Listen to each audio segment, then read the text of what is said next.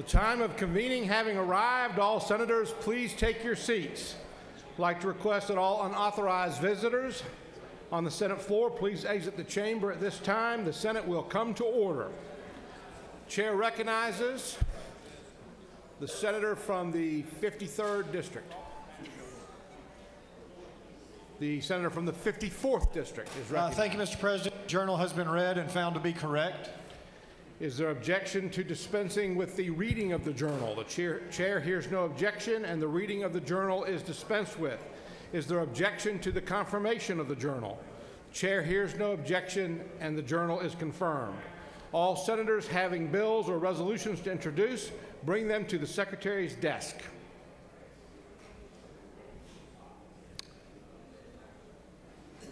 First reading and reference of Senate bills and resolutions. Senate Bill 241 by Senator Jackson of the 2nd, a bill to be entitled, an act to amend an act providing for the compensation of certain individuals in Chatham County, provided March 26, 1986, as amended particularly by an act approved May 29, 2007, so as to provide for a compensation of certain Chatham County officials, to repeal certain conflicting laws, and for other purposes.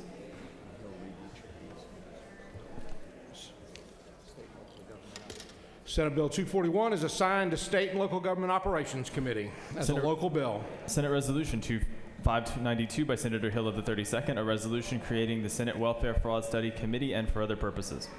Bill is assigned to Health and Human Services Committee. Senate Resolution 595 by Senator Albers of the 56th and others, a resolution encouraging the United States to return healthcare decision-making power back to the state of Georgia and its citizens and for other purposes. Bill is assigned to the Health and Human Services Committee. Senate Resolution 598 by Senator Orrock of the 36th and others, a resolution commending Alan Essig for his many years of service to the state of Georgia and for other purposes. The bill is assigned to the Finance Committee. Mr. President, this completes the order. First reading of House bills and resolutions. House Bill 627 by Representative Turner of the 21st and others, a bill to be entitled, an act to repeal an act creating the Lake Allatoona Preservation Authority, approved April 22, 1999, to provide for the assets thereof, to provide for servability and applicability, to provide for related matters, to provide for effective dates, to repeal conflicting laws, and for other purposes.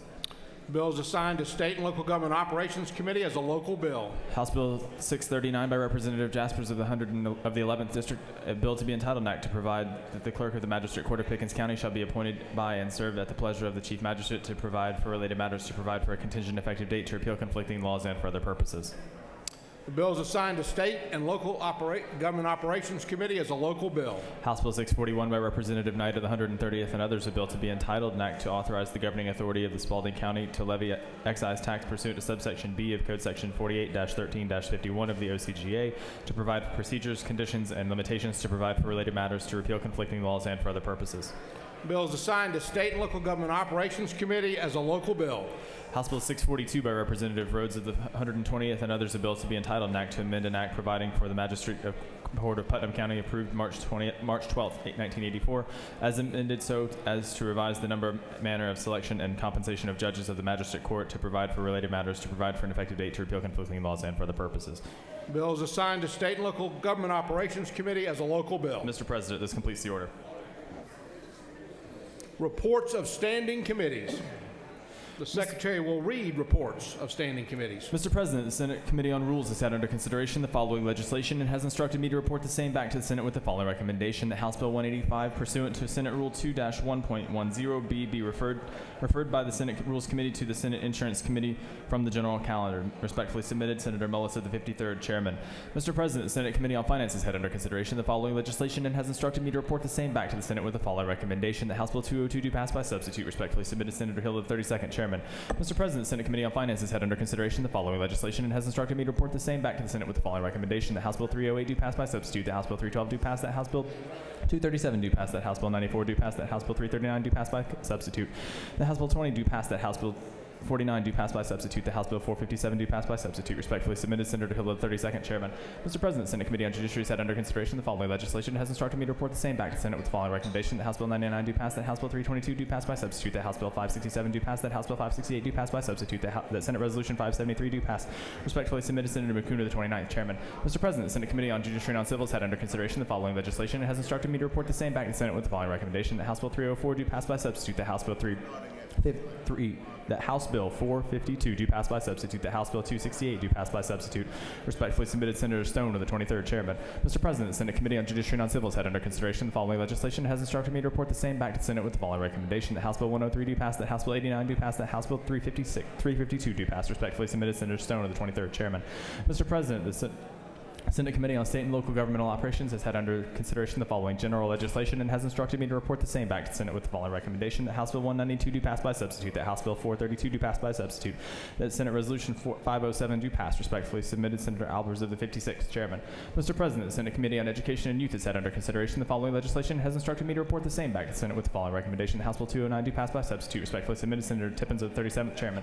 Mr. President, the Senate Committee on Education and Youth has had under consideration the following legislation and has instructed me to report the same back to the Senate with the following recommendation: the House Bill 131 do pass by substitute, the House Bill 313 do pass by substitute, that House Bill 372 do pass by substitute, the House Bill 474 do pass by substitute, the House Bill 502 do pass by substitute, the Senate Resolution 564 do pass. Respectfully submitted, Senator Tippins of the 37th Chairman. Mr. President, the Senate Committee on Insurance and Labor has had under consideration the following legislation and has instructed me to report the same back to the Senate with the following recommendation: the House Bill 162 do pass by substitute, the House Bill 190 do pass by substitute, the House Bill 439 do pass by substitute, the House Bill 552 do pass by substitute. Respectfully submitted, Senator Bethel, the 54th Chairman. Mr. President, the Senate Committee on Public Safety has had under consideration the following legislation and has instructed me to report the same back to the Senate with the following recommendation: the House Bill 492 do pass by substitute, the House Bill 110 do pass by substitute, the House Bill 114 do pass by substitute, that Senate Resolution 460 do pass. Respectfully submitted, Senator Harper of the 7th Chairman. Mr. President, the Senate Committee on Regulated Industries has had under consideration the following legislation and has instructed me to report the same back to Senate with the following recommendation: the House Bill 152 do pass by substitute, the House Bill 297 do pass, the House Bill 341 do pass by substitute. Respectfully submitted, Senator Jeffries of the 17th Chairman. Mr. President, the Senate Committee on Regulated Industries and Utilities has had under consideration the following legislation and has instructed me to report the same back to the Senate with the following recommendation: the House Bill 232 do pass, that House Bill 253 do pass by substitute, that House Bill 314 do pass, that House Bill 461 do pass by substitute, that House Bill 535 do pass. Respectfully submitted, Senator Jeffries of the 17th Chairman.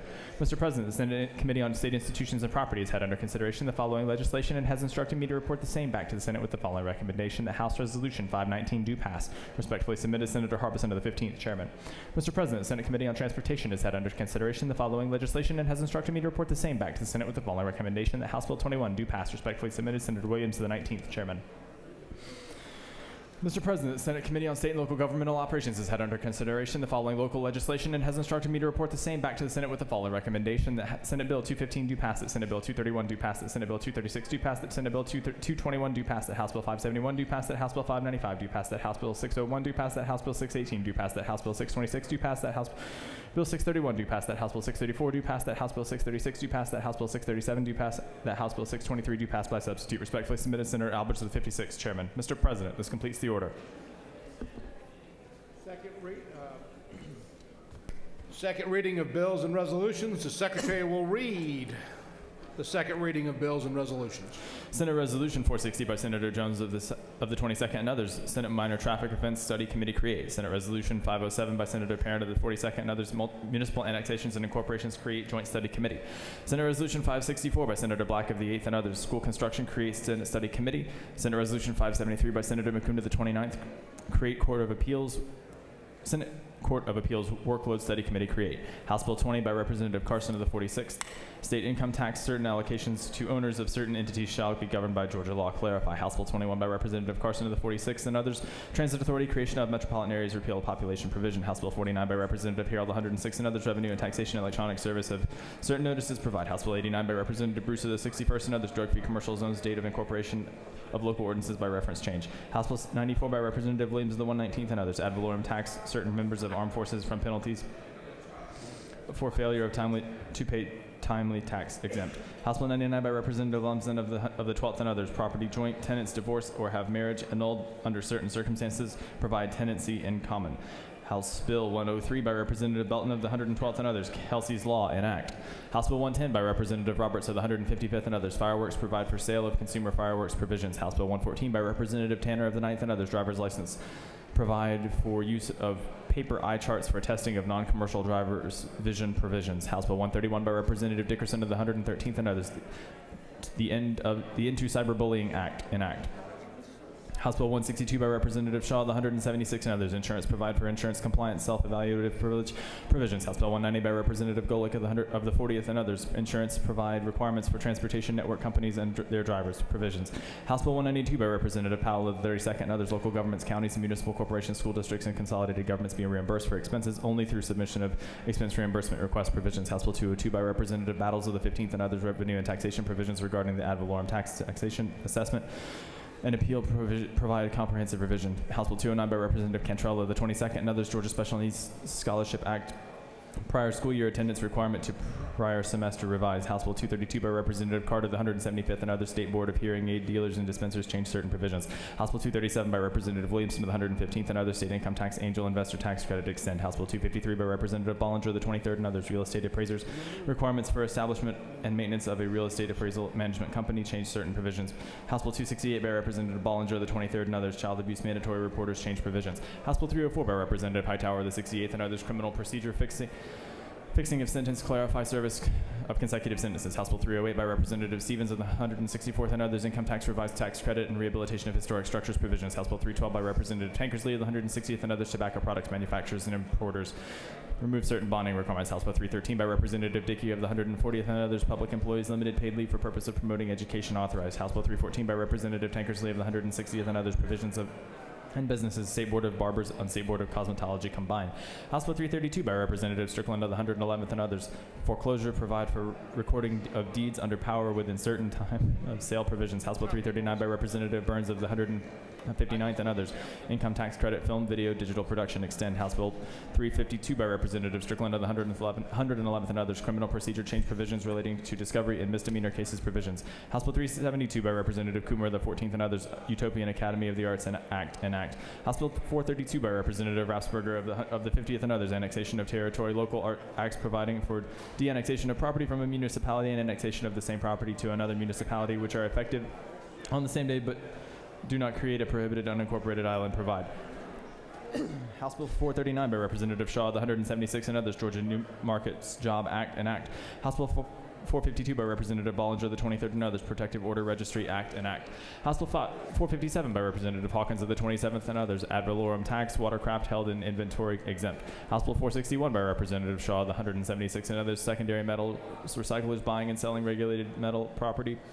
Change certain provisions. House Bill 474 by Representative Kaiser of the 59th and others. Charter schools enrollment priorities for educationally disadvantaged students and military students provide. House Bill 492 by Representative Jaspers of the 11th and others. Crimes and offenses carrying in unauthorized locations revised provisions. House Bill 502 by Representative Dudgeon of the 25th and others. Elementary and secondary education update to clarify provisions and repeal obsolete provisions. House Bill 535 by Representative Harold of the 106th and others. Alcoholic beverages, local authorization of sale of alcohol for consumption on the premises is lawful during a certain time on Sunday. Provide. House Bill 552 by Representative Williamson of the 115th and others. Insurance provide changes to the captive insurance company provisions, add definitions. House Bill 567 by Representative Dempsey of the 13th and others. Alimony and child support jurisdiction of the courts that hear contempt proceedings expand. House Bill 568 by Representative Dempsey of the 13th and others. Paternity testing in certain cases, revised provisions. House Bill 519 by Representative Roberts of the 155th and others. Mixon, Mr. Harry, Mr. Brad Dormany, name building in their honor recognized. House Bill 152 by Representative Duncan of the 26th and others. Alcoholic beverages holders of certain alcoholic licenses and those who issue such licenses impose certain requirements. House Bill 297 by Representative Beeskin of the 54th and others. Professional Licensing Board make designations for the receipt and processing of applications for examination provide. House Bill 341 by Representative Maxwell of the 17th and others. Building of certain qualified inspectors may be certified by Building Officials Association of Georgia provide. Mr. President, this completes the order.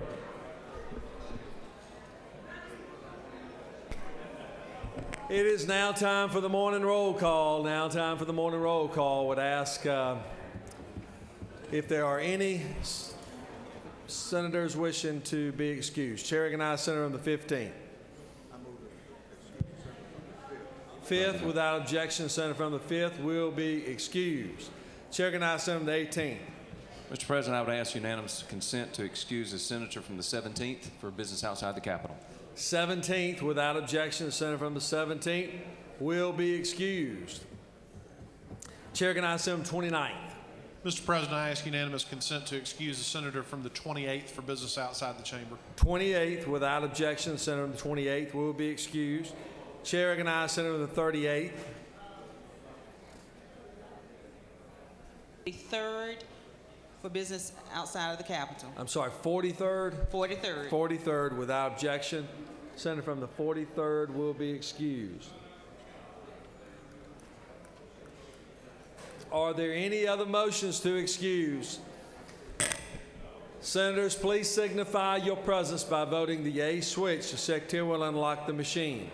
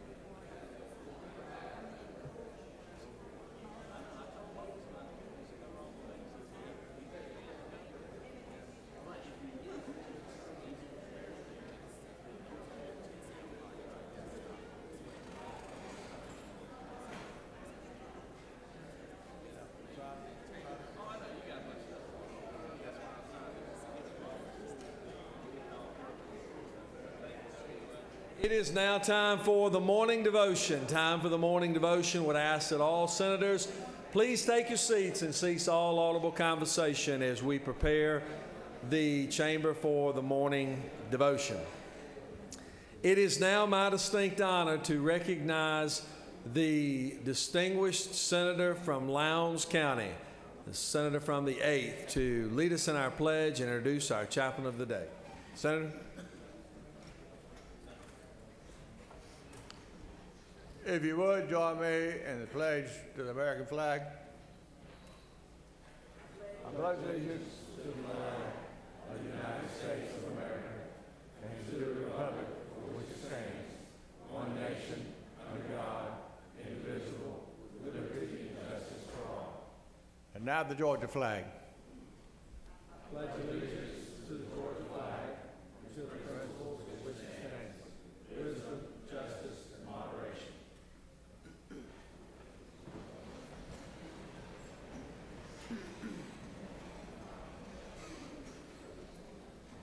Ladies and gentlemen of the Senate, I'm honored to bring you the pastor today, my personal pastor from the little church down in the little town of Clyteville Methodist Church. For you to appreciate him, I've got to tell you a little bit about Clyteville. I tell folks that when they ask me where I'm from, I say I'm from Valdosta because people know where Valdosta is. And I'm out on a rural route and have out of the Valdosta post office. So I've got a Valdosta address, but I don't live in Valdosta. In fact, I don't live in Clyteville. I live out in the rural areas of Clyteville. But Clyteville is a little town. It's the first place, if you're coming out of Florida, that you can buy gas. And so we got a real good little gas station there that gets a lot of Florida money. Our main thing to claim is we got a pulp mill. We've got a couple of other little stores, and we're really growing down there. We just finally got us a Dollar General store, so we call it the Clyteville Mall. we got two churches. We got a Clyteville Methodist and we got a Baptist, and they went and got real uppity on us and claimed to be the first Baptist church of Clyteville. But we're close to Valdosta State, and we usually we've had a long string of young pastors student pastors just getting started, but we were real fortunate in getting Bob Ellis to come and be our pastor. He's originally from Rome, Georgia, played football up there under Nick Hyder, who later came to Valdosta and contributed to the great football tradition of Valdosta, produced several national champions. Went on to law school and came back and served as a district attorney, and he's retired, and he's entered his ministry late in life, but he's still young enough. We got a lot of miles in him, and we're looking for a great deal more out of him. Join me, please, and welcome my pastor, Bob Ellis.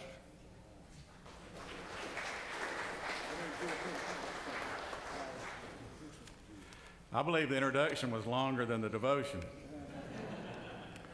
If you really want to know, Ellis Black lives on a road called Jumping Gully Road. So if you think about Ellis, that's where he is. I used to be the DA down in the Alapaugh Circuit, way down in South Georgia. For those of you North American, the Alapaugh Circuit's a 5-county judicial circuit. It's everything between Tifton and Valdosta, Moultrie and Waycross. It's not them. When I used to come to Atlanta for one reason or another to worry about the budget, and the Metro folks always made fun of us and called us the Alappy Happy Circuit. And that was okay. It was an Indian word. But the Alapaugh River is probably the most pristine river in Georgia. It's a pretty swampy river, and I'd recommend it to you. About 20 years ago, y'all are all local officials, and folks call you and ask you to do stuff for them. So about 20 years ago, I had a local fire department call me and ask me to work out having a bingo game for them so they could raise money for a fire truck. So being a good public official, I called Atlanta. I called the GBI division of the bingo division at the GBI to ask them if I could get a bingo permit. And I called them up, and I got a very nice young lady on the phone.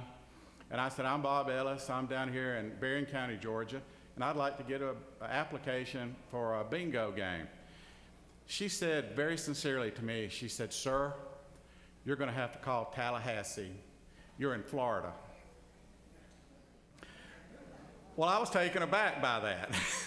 So I kind of gathered myself, and I was trying to be polite. I said, no, ma'am, you don't understand. I'm in Nashville, Georgia, in Berrien County. I assure you that I'm not in Florida. There's this pause, and she said, sir, you are just confused. You are in Florida, and you are going to have to call Tallahassee. And I said, where are you from? She said, Atlanta. And I said, that figures. And so I hung up nice enough, and I called the director of the GBI. We got the permit, we raised the money, got the fire truck, and everybody lived happily ever after. It was a good thing. It was all right. I tell you all that story to say that it's important to know who you are and where you are. As senators in this august body, you really have a responsibility to try to do the right thing. You all ran for this job. You wanted to be here. You spent a bunch of money. You spent a lot of energy. Ellis and Aletha just ran, and they just worked like the Dickens down there. It was hot and it was sweaty, and Aletha's hair was always perfect, but it was hot. But you all want to be here. And so we elected you as regular people out there, your constituency. We gave you our proxy to do right things for the state. We don't really know, I mean, there's always some issues in the paper, but we don't really know what issues you're going to face. We just know that we're electing you to come to Atlanta and try to do the right thing. We're giving you our proxy to use your judgment. Now, you could be called a Federalist or a Whig, like from the old Revolutionary War times. You can be a Baptist or a Methodist or a Presbyterian or a Democrat or Republican or Tea Party, whatever it is you are. The tags don't mean quite as much, you know, outside Atlanta than they do here. I mean, I'm getting that. But we go to church with you. We know who you are. You know, I've seen Ellis Black in a T-shirt. I mean, I have a picture if anybody'd like to see it. I'll take two. You know, we go to church with you. We see you at the grocery store. We know your wife's name. We know your dog. You know, we kind of know who you are. And the tags don't quite matter quite so much. Now, we know in the outside world that the legislature, the Senate, and the House is contentious by design. It's that contentiousness that forges our laws, and we get that. And we know that everybody's not going to agree. This is a great cauldron mixture of ideas and thoughts. But at the end of the debate, we still want you to do the right thing. We want you to use your brains and listen to your hearts, regardless of the many tags you might have. And we want you to be a beacon of light for all of us. I want to share with you a scripture, Matthew 5:14 through 16. You are the light of the world. A city that's set on a hill cannot be hidden, nor do they light a lamp and put it under a basket, but on a lampstand. And it gives light to all those who are in the house. Let your light shine before men, that they may see your good works and glorify your Father in heaven. Remember your faith as you make decisions for all of us. Little children and grown-ups alike are counting on you to let your little light shine. Don't hide it under a basket. Would you stand with me and bow your heads? Gracious Heavenly Father, I come to you in the mighty name of Jesus, thanking you and praising you for our great nation and our great state. I thank you for the plan that you gave our forefathers by which to govern our nation, and for the division of powers, that our destiny does not rest in the hands of one person. In praying for those in authority, I therefore lift up our Georgia Senate and Georgia House of Representatives to you. I pray that by your holy power, our legislative bodies would make laws that are just. I pray that each man and woman in this chamber be moved by the Holy Spirit to do the right thing. Father, I ask you to give them wisdom to make decisions that would strengthen and prosper our nation and state.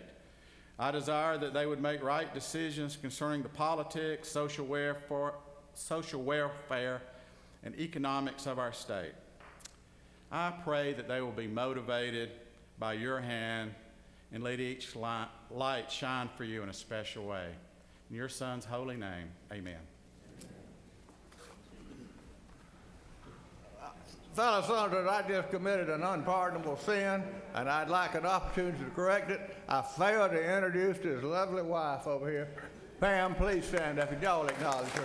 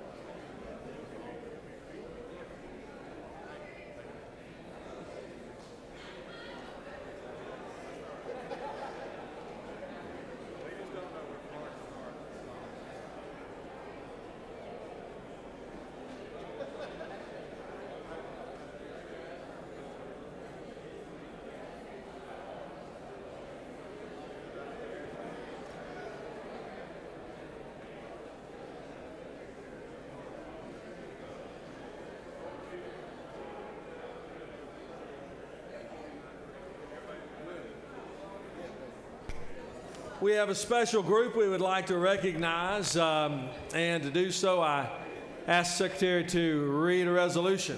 Senate Resolution 58 by Senator Burke of the 11th and others, a resolution commending the Colquitt County Packers football team for winning the 2014 Class 6A state championship and for other purposes. Whereas through perseverance, determination, the Colquitt County Packers gained their second championship title in the varsity football program's 101st season with a hard-earned 28-24 victory over the Archer High School Tigers. And whereas the Coach Rush Propst was selected as Region 1 6A Coach of the Year for 2014, and the Colquitt County Packer football assistant coaches were named State 6A Assistant Coaches of the Year after winning the 2014 state championship. And whereas this team earned its well-deserved reputation for excellence by performing with courage and precision over months of training and competition, and by following its mantra of unfinished business, making it proper to call them champions. Now therefore be it resolved by the Senate that the members of this body commend and congratulate the Colquitt County Packers football team for winning the 2014 Class 6A state championship. Mr. President, this completes the order. Is there objection to adoption of the resolution? Chair hears none, and the resolution is adopted.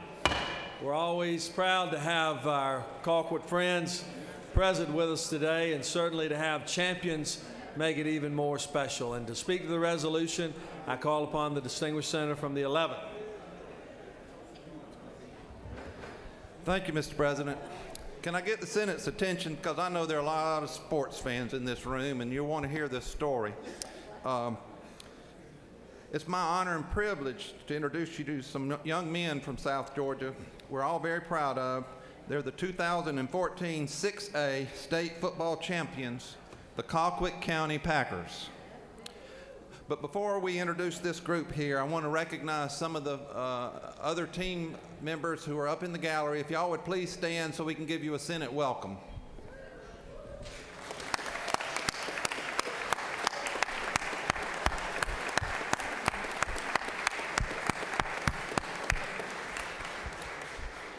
As most of you know, and especially the senator from the 8th, we take football very seriously in Southwest Georgia. We've got a lot of state champions. The senator from the 12th, she's a football fan as well.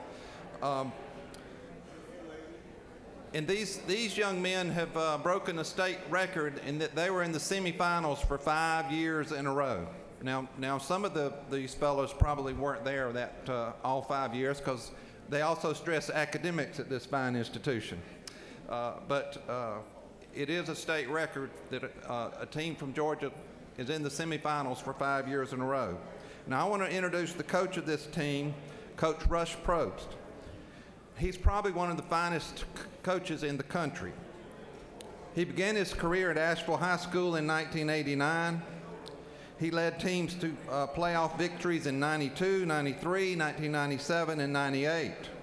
He then moved to Hoover, which a lot of people that are football fans have heard of Hoover High School in Alabama, where he had, for 9 years, over a 9-year period, he won 5 Alabama state championships. He came to Moultrie in 2008, and as I said, he's been in the playoffs for 5 straight years.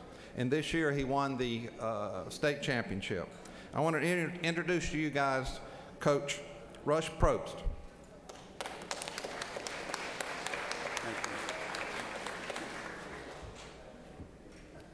On behalf of our superintendent, Dr. Samuel DePaul, the Colquitt County Board of Education, the Colquitt County Packers are glad to be here. There's no question about that. I think this is a first-class operation. This will be, out of my 34 years of coaching, this will be the first time that I've been to a state capitol building to be recognized as state champion. I'd have to be, I also want to introduce our principal, Ms. Stephanie Terrell, that sits on the left here, our 9th grade principal, Dr. Fred Smith, and my wife that sits back there that makes sure she runs me. So Ms. Stephanie Propst.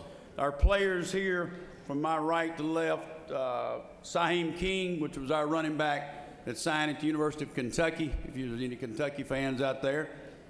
Next is our linebacker, Quentin Hampton, that signed at Central Florida and down in Orlando.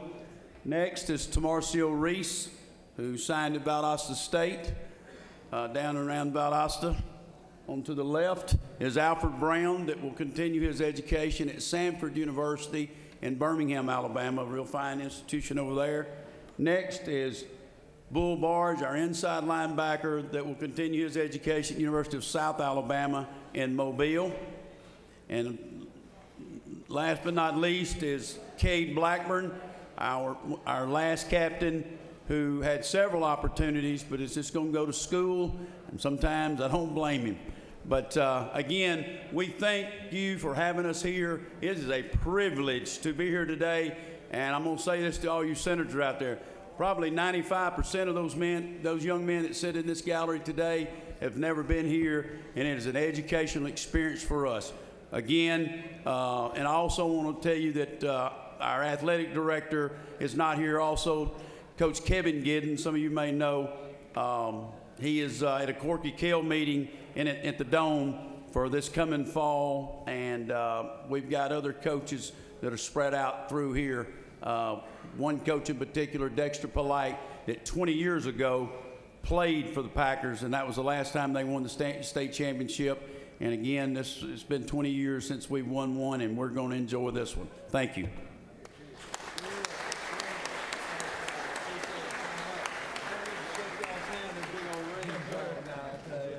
That's great, really is. Congratulations, guys. Let's get a picture on the steps, all right? We have another special group we'd like to recognize, and the Secretary will read a resolution. Senate Resolution 401 by Senator Bethel of the 54th and others, a resolution commending Georgia Tech legend George P. Burdell on being an upstanding citizen and distinguished alumni of the faculty member of the Georgia Institute of Technology and for other purposes. Whereas George P. Burdell has received a total of 8 degrees from Georgia Tech and has taken every class offered at the institution. And whereas George Burdell patriotically served with the United States flight crew of a B-17 bomber, completed 12 missions over Europe with the 8th Air Force in England during the Second World War, and served in Korea, Vietnam, and every military event since then. And whereas George Burdell has been employed by Mechanical Engineering Department at the Georgia Tech campus since 2005. Now therefore be it resolved by the Senate that the members of this body commend George P. Burdell for his exceptional accomplishments and achievements in the Georgia Institute of Technology, community, nationwide, and around the world. Mr. President, this completes the order.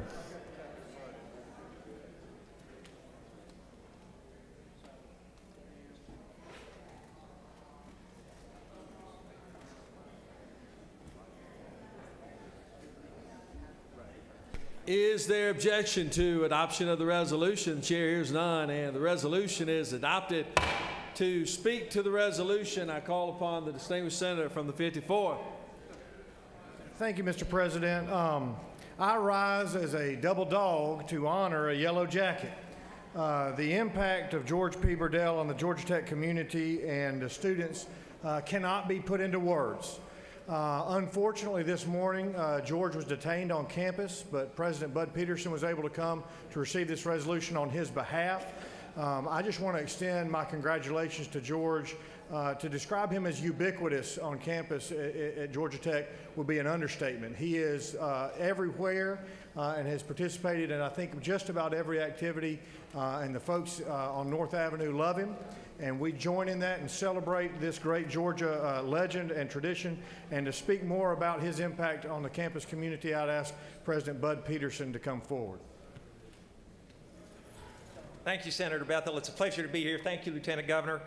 George P. Burdell is a student, as you heard. In 1925, a student named William Edward Smith asked for an application for Georgia Tech, and they sent him 2. So he filled one out for himself and one out for his high school principal, but then at the last minute he got a little concerned about having his principal's name. His principal's name was George P. Butler, so he changed it to George P. Burdell. When Mr. Smith came to Georgia Tech, he did homeworks and completed the test. They were both accepted. The admissions process was a little more lenient there. But he did the homework and tests, and his classmates took up that tradition, and they completed all of the homework and tests, and George P. Burdell received his bachelor's degree in mechanical engineering in 1930 and a master's degree in 1932. He periodically calls in to Larry King Live. He was honored for his 50th wedding anniversary on Prairie Home Companion. In 2001, he was the leading vote getter in the Time Magazine Person of the Year, and periodically the students will figure out how to get into our system and enroll him in every single class at Georgia Tech. So it's a great tradition. Traditions are part of college. And as Senator Bethel said, it's unfortunate that he couldn't be here, but he does want to congratulate the next honorees, the basketball team from the Georgia State University, for their NCAA success. Thank you.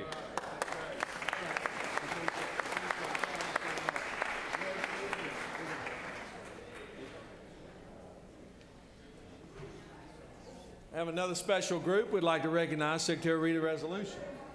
Senate Resolution 262 by Senator Harper VII and others, a resolution commending the Emergency Management Association of Georgia and recognizing February 2015 as the Emergency Management Association Day at the State Capitol and for other purposes. Whereas it prides itself on being an association that demonstrates professionalism, integrity, respect, and teamwork and holds these values to the core of the organization, and whereas the Emergency Management Association of Georgia is an integral part in the complex system of emergency management that provides for the safety and security of Georgia citizens. Now therefore be it resolved by the Senate that the members of this body commend the Emergency Management Association of Georgia and recognize today is Emergency Management Association Day at the State Capitol. Mr. President, this completes the order.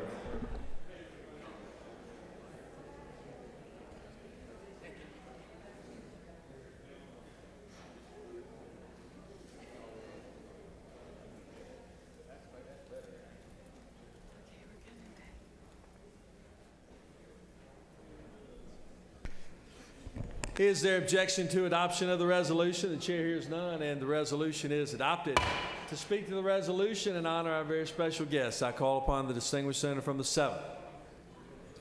Thank you, Mr. President. Ladies and gentlemen of the Senate, it is an honor and privilege today to recognize and honor the Georgia Emergency Management Association and their good work. For a point of clarification, we were supposed to do this earlier this year, but we had canceled it due to the snow day, which was in good faith because these folks were busy up in North Georgia making sure that our good folks in the state of Georgia are protected and safe, and all the work that they do to make sure our citizens continue to be safe and secure and taking care of situations in our state that need attention. With us today up here on the rostrum, we have the president of the association, Mr. Claude Craig, the first vice president, Jason Ritter, the second, yeah, he's over this way.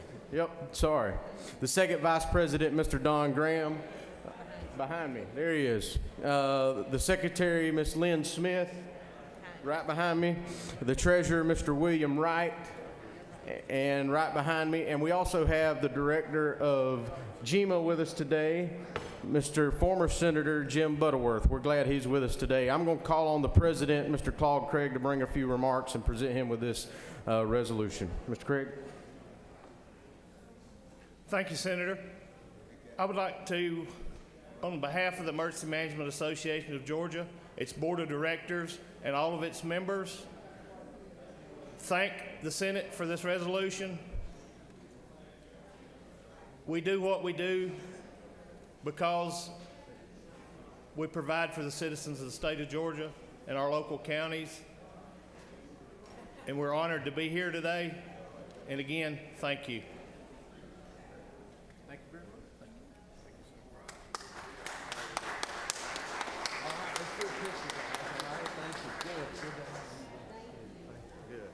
Have another special group. We'd like to recognize Secretary will read a resolution.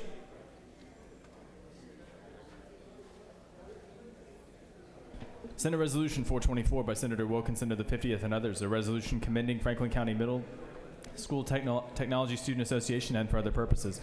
Whereas Franklin County Middle School Technology Association has won more than 600 state and national championships in the past 28 years, including the Georgia Outstanding Award in 2015, and has been awarded the Georgia Outstanding Chapter Award 23 times.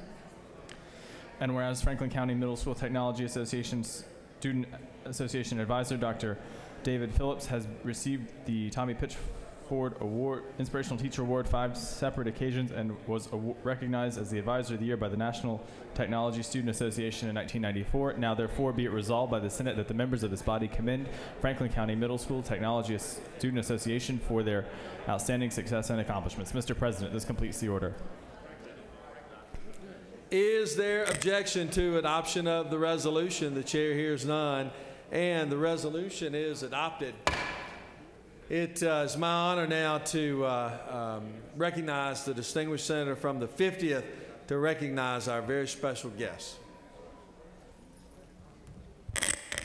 Thank you, Mr. President. Members of the Senate, it's a special pleasure for me today to have the opportunity to recognize some outstanding students and an outstanding teacher at the conclusion of his career. Before I do that, I would like to recognize the students and parents from the Franklin County Middle School that we have with us today, including Cindy Phillips, who's the Assistant County School Superintendent, and Lucy Floyd, the principal at Franklin County Middle School. If you and all your students and parents would stand, and let us welcome you to the Senate.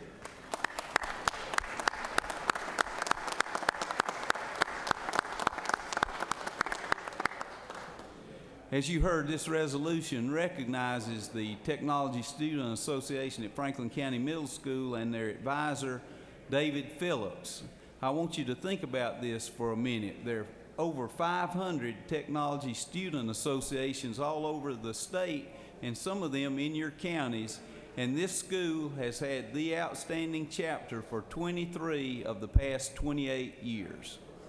Their chapter has been named the outstanding chapter in the nation. Their advisor has been named the outstanding advisor in the nation during that time period. And it's also, David Phillips is a close friend of mine, and it's no exaggeration to say that I would not be standing here today if it were not for his friendship and help. So it's a real honor for me to have, I want to introduce the three officers that we have with us today. Morgan Roach, Trey Bennett, the president of the chapter, Claire Fowler, and at this time I'm going to present this resolution to David Phillips and give him the opportunity to make some comments. I'd like to thank Senator Wilkinson for this recognition. I'd also like to thank the parents who support our group, and it's what an honor this is. It's just an honor to be here today and have my students here today. Thank you.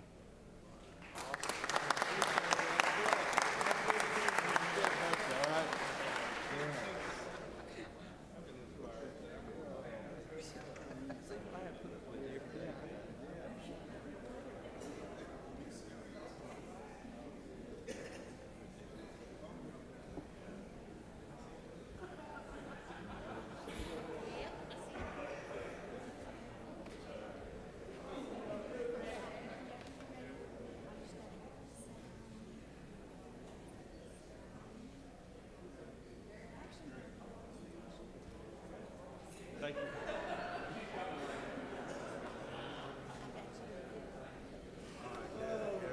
All right, we ready?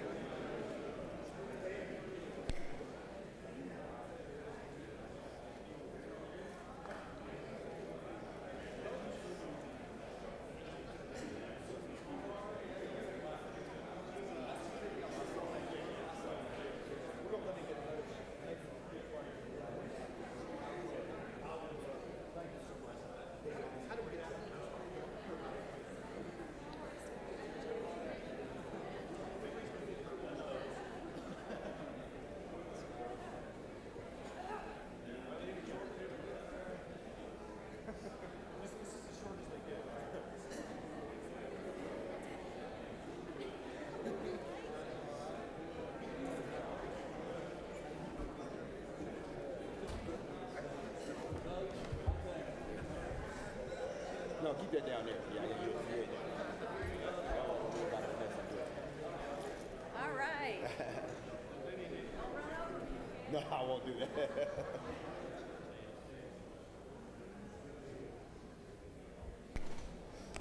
Secretary will read a resolution.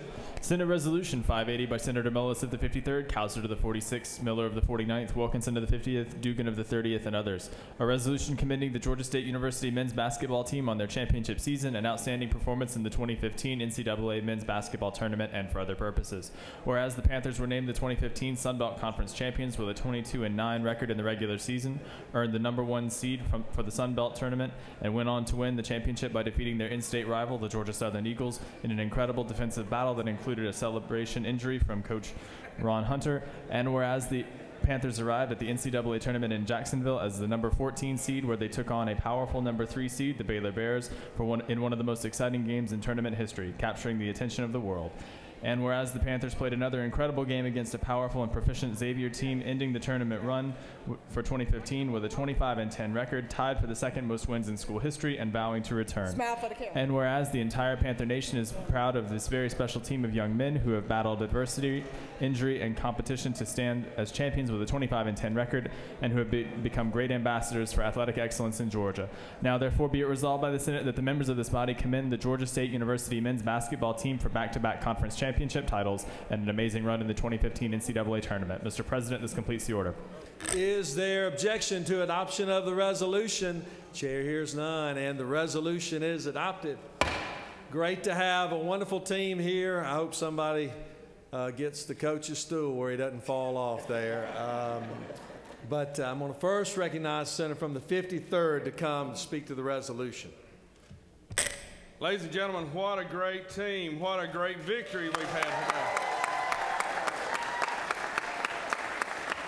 Coach, you did an outstanding job with such a great team. And again, we hate that we don't have a stool, but we saw that you didn't like to stay on that stool when a great score was made. I'd like to return the balance of my time to the President of the Senate. All right, good. Thank you, Senator. I think everybody in the state certainly has been so pleased with what Georgia State basketball program has done.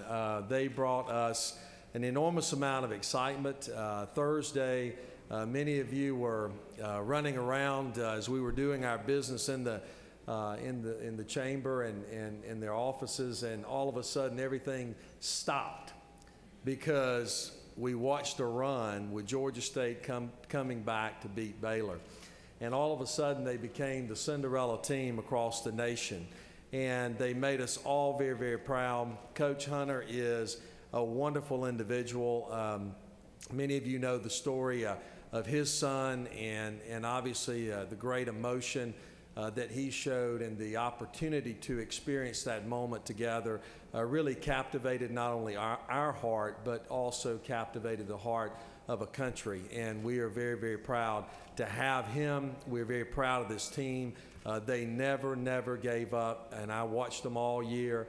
They brought an enormous amount of enthusiasm and determination to their program and to their play each and every day, and we value and appreciate that greatly. This is a wonderful accomplishment. Coach, I know that this is just the beginning. We expect this to happen every year. You don't have to break a leg to make that happen, but we do want to continue this great dynasty. You made all of us very, very proud. So with that, I'd like to present Coach Ron Hunter. Thank you. Thank you. We appreciate being here. I'm so proud of these young men behind me. We'll never forget the last 2:49 on the clock when everybody thought we were going to get beat, and we got in that timeout and decided that we weren't going to lose. And so I'm blessed that I can coach such wonderful young men. And what's exciting about, and I tell everybody about this, is that over 70% of my team are kids here right from Atlanta. And so this is Atlanta's team, as we said that. So not only did we want to make Georgia State proud, we wanted to make the city of Atlanta proud. So again, we just want to say thank you. All right, thanks, Coach. The entire team, we broke every rule today by letting everybody come in, but we felt like you deserved it. And obviously, we're proud of you. Also, the AD, Charlie Cobb, he's up here as well. Appreciate Charlie doing a great job. Obviously, the team captain and the son of the coach, RJ Hunter, who's with us as well. And senior Ryan Green was also captain. He's here as well. Did a great job. So, and also a great president of a wonderful university, President Mark Becker as well. So we're honored to have him. And last but not least, there's another guy up here that I want to recognize. Some of you may have heard about him. His name's Carter Cagle. It happens to be my son. So Proud to have him as well. So thank you all very, very much. And let's pose for a picture, all right? Yes. Yep. Thank you.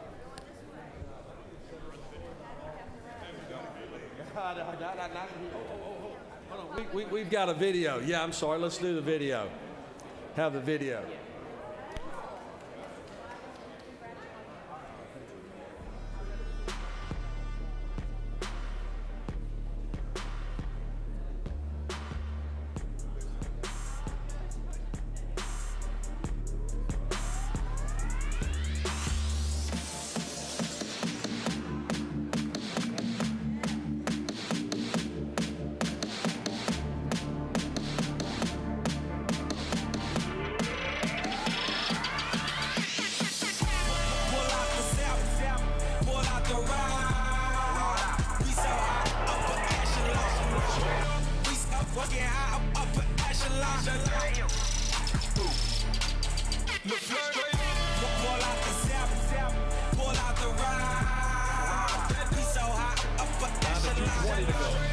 Hunter for three. It is up off the glass and good!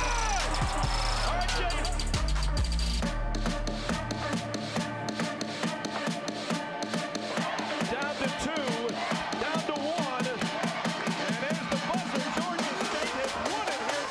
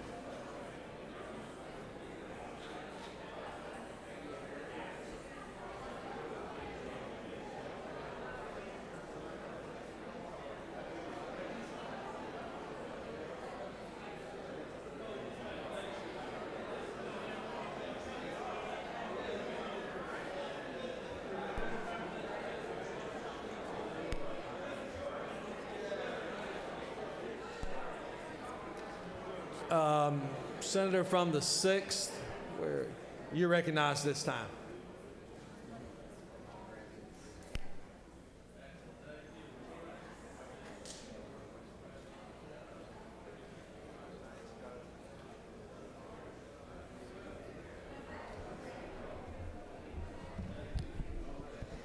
Senators, good morning. Today I'm joined in the well by Jaylynn Furby, and she is a great citizen, and I wanted to just quickly share you her story briefly. We are in here all the time debating about ways to help Georgians and what we can do to use government to help people, and those are important issues that we're trying to solve every day. But what we really need more of in this state are wonderful people like Jaylynn who have something that they need to do that's put on their heart to help people, and then get engaged and start a nonprofit or come up with an idea and put it into action to help people. And that's exactly what Jaylynn has done. So I have a resolution for her, honoring her for putting together what she's entitled Super Fit Family Field Day. She wants to combat not only childhood obesity, but also adult obesity, and talk about the dangers of not taking responsibility for eating right and also for physical fitness. So we all have great citizens in our districts, but it's great when somebody picks up the mantle, takes on a leadership role, and puts something together in the community that's going to help people, whether they have government help or not. And so I wanted to honor Jaylynn today, and for the great work she's doing for citizens in the city of Atlanta. So thank you. Thank you, Senator.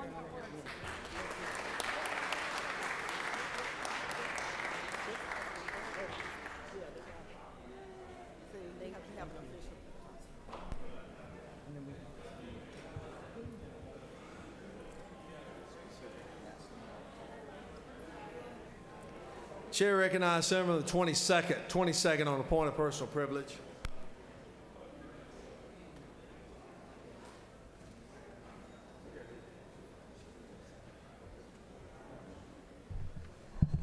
Thank you, Mr. President. Today I rise, which is obviously going to be a day of champions. Today I rise on a point of personal privilege to recognize Augusta, Georgia's own Lucy C. Laney High School Wildcats, their girls basketball team from Lucy C. Laney, which is named after the great education champion Lucy C. Laney.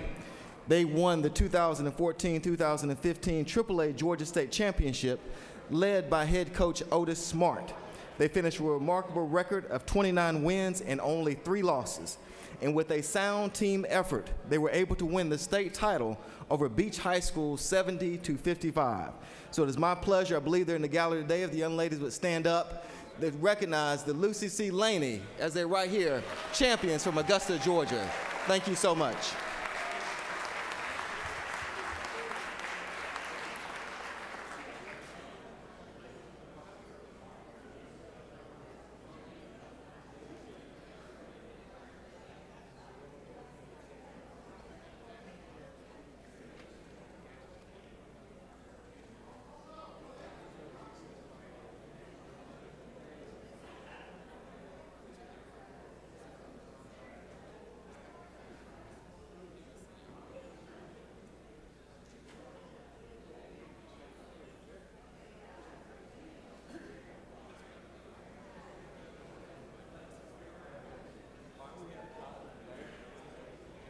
We have the doctor of the day, and to recognize our special doctor, I'd call upon the distinguished senator from 39th.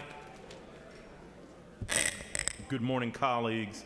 I am proud to be able to present to you Dr. Cinnamon Bradley, who serves as Assistant Professor of Clinical Medicine and as the Program Director of the Internal Medicine Residency Program in the Department of Internal Medicine at Morehouse School of Medicine. She received her medical degree with distinction from the University of Illinois at Chicago College of Medicine and completed her residency in combined internal medicine and pediatrics at Harvard University in Boston, Massachusetts. Her research interests include preventive medicine and wellness, women's health, and medical education. Dr. Bradley cares for her patients at our beloved Grady Memorial Hospital.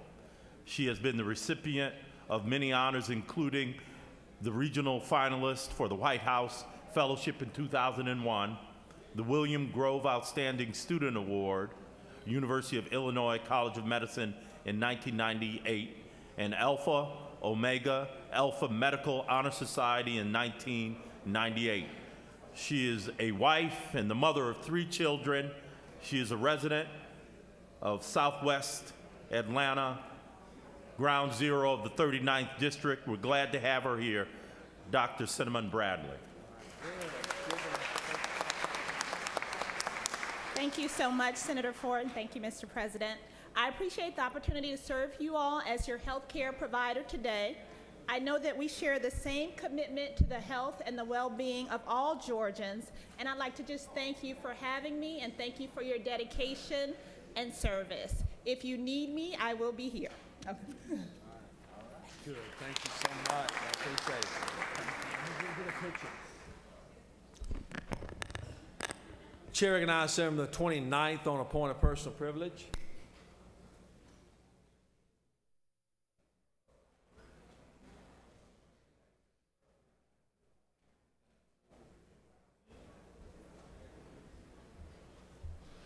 Thank you, Mr. President.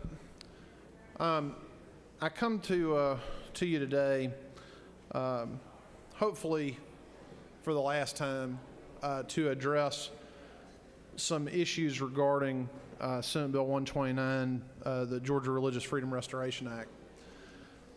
There's a letter that has been issued, I believe on behalf of the hospitality industry, suggesting that if this becomes law, that certain conventions, certain groups are going to choose not to locate in the state of Georgia. They estimate it'll be a cost of about $15 million to the state. Now, I checked the data from the Federal Reserve Bank. The gross domestic product of Georgia is about $454 billion in the last year. Now, I'm not minimizing $15 million, but what is this really about? This bill is about making sure that the right of free exercise is given the same respect under the law, is treated the same by courts as the right of free speech, the right of the press, the right of free association. It's just putting it on an equal footing. It's just saying that those freedoms are the same. And what if it did cost $15 million? Having a representative republic, that there are costs associated with it. There's a cost-benefit analysis to be made. I'm sure that the right of free speech has an economic cost. I am sure that the right of a free and open press has an economic cost. I'm sure the right to trial by jury, I know that has an economic cost. You know, the senator from the 54th came down here a few days ago to commemorate the anniversary of Patrick Henry's speech where he said, "Give me liberty or give me death." And that was not a metaphor. The acts taken to separate from the British crown were punishable by death. But that individual freedom was so important that they were willing to risk their very lives to secure it. Prior to that, there were religious refugees who came across on the Mayflower, who came across on these rickety ships to a new world. They didn't know what they were going to experience. But the ability to openly practice their faith as they felt compelled by their conscience to do was so important that they risked everything for it. Has religious freedom become so cheap that we say, well, $15 million, that's too expensive? The right of free exercise is not that dear to us. I would say that that is just another in the litany of absurd and ridiculous arguments that have been made about this legislation. Religious freedom is important. It's as important today as it was back in 1215 when the Magna Carta was signed. I appreciate this body for sending a strong and clear message several weeks ago on this issue, and I look forward to continuing to work with our colleagues across the way, despite the threats of economic extortion now being used by the opposition to move this bill to the governor's desk. Thank you, Mr. President. I yield the well.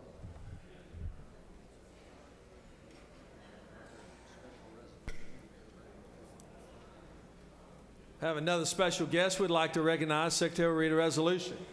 Senate Resolution 579 by Senator Jones of the 25th, a resolution honoring the life and memory of Mr. Robert Forrest Bobby Towns and for other purposes. Whereas the state of Georgia mourns the loss of one of its most distinguished citizens with the passing of Mr. Robert Towns on February 10th, 2015, and whereas Mr. Towns attended Athens High School, and whereas Mr. Towns played football at the University of Georgia, as did his father, who was the first Georgian to ever win an Olympic gold medal and went on to play in the National Football League for the Cardinals and the Patriots. And whereas Mr. Towns spent all 76 years of his life involved in the University of Georgia football program, for which his father had been an assistant coach when he was born, and he officiated SEC football for 30 years, during which time he totaled more than 200 games, and whereas he served as a guardian of this nation's freedom and liberty with the United States Army, and whereas Mr. Towns was united in love and marriage to Mary Robin Redfern Towns and was blessed with 4 remarkable children. Now therefore be it resolved by the Senate that the members of this body join in honoring the life and memory of Mr. Robert Forrest Towns and express their deepest and most sincere regret at his passing. Mr. President, this completes the order.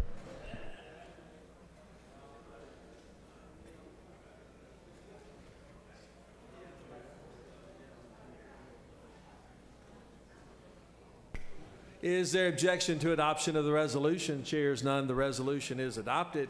To speak to the resolution and recognize our very special guest, I call upon the distinguished senator from 25th.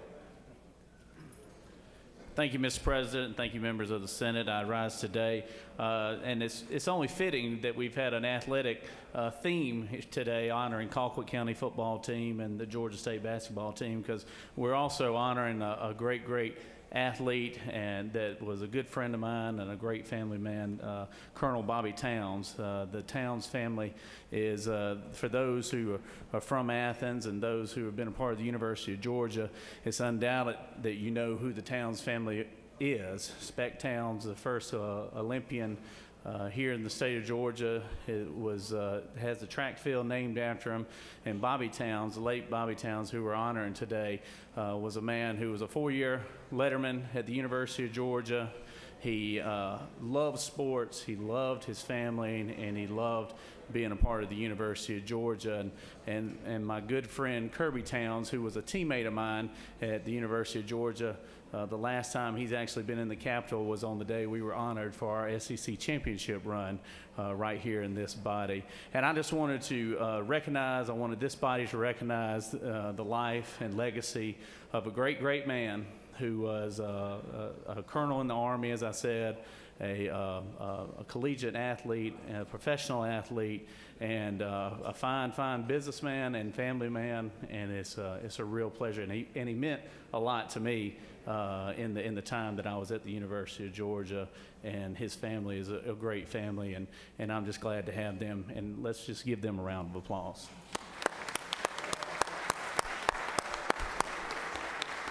Thank you, Mr. President.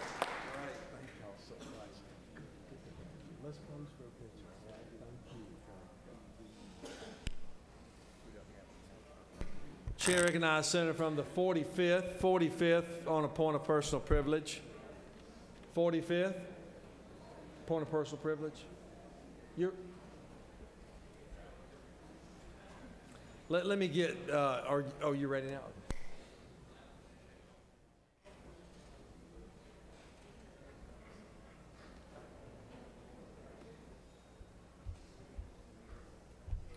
Thank you, Mr. President and members of the Senate. Today we have the Lupus Foundation that is here at the Capitol. I know there's lots of them in the gallery up there, and we're all wearing purple and black today. And if you do not know what lupus is, it's a very severe disease process, and I'm very privileged to be able to work with them every year. We have a walk at Piedmont Park, and we have several thousand people who participate in this. So we usually honor them with a significant resolution. This year we did not, but we want to welcome them here at the Capitol today and tell them thank you for everything they do for folks who have lupus. Thank you very much.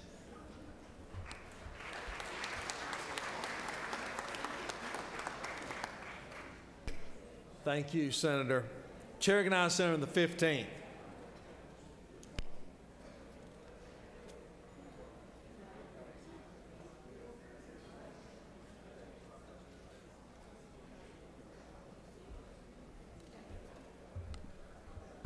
Thank you, Mr. President. I just wanted to take a few moments today to remind us of a display in the anteroom of the House of Representatives. Over in the anteroom, there's a display honoring General Raymond Davis.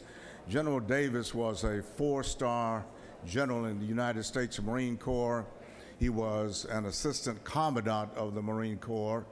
He was probably the most decorated United States Marine in the history of the Corps, having won the Navy Cross in World War II, the Medal of Honor in the Korean conflict involving the Frozen Chosen famous incident, and he also served in Vietnam, where I was one of the soldiers and Marines under him.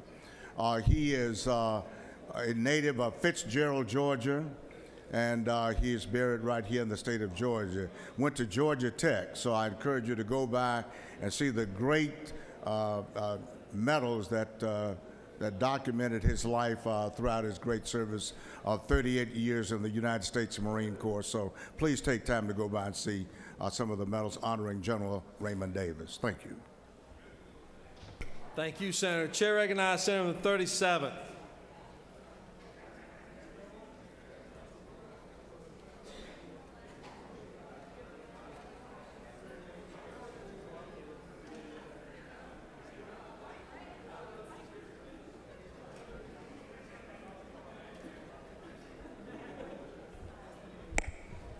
Thank you, Mr. President.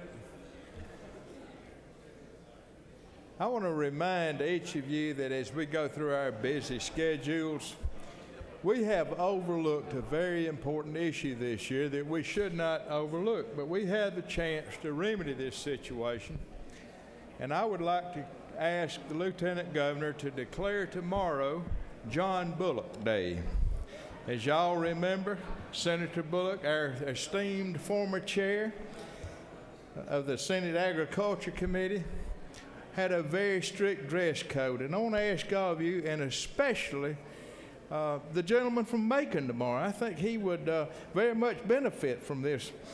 And tomorrow, if you would join me after the Lieutenant Governor has declared tomorrow John Bullock Day, and I think we ought to consider making the 38th day of every session John Bullock Day.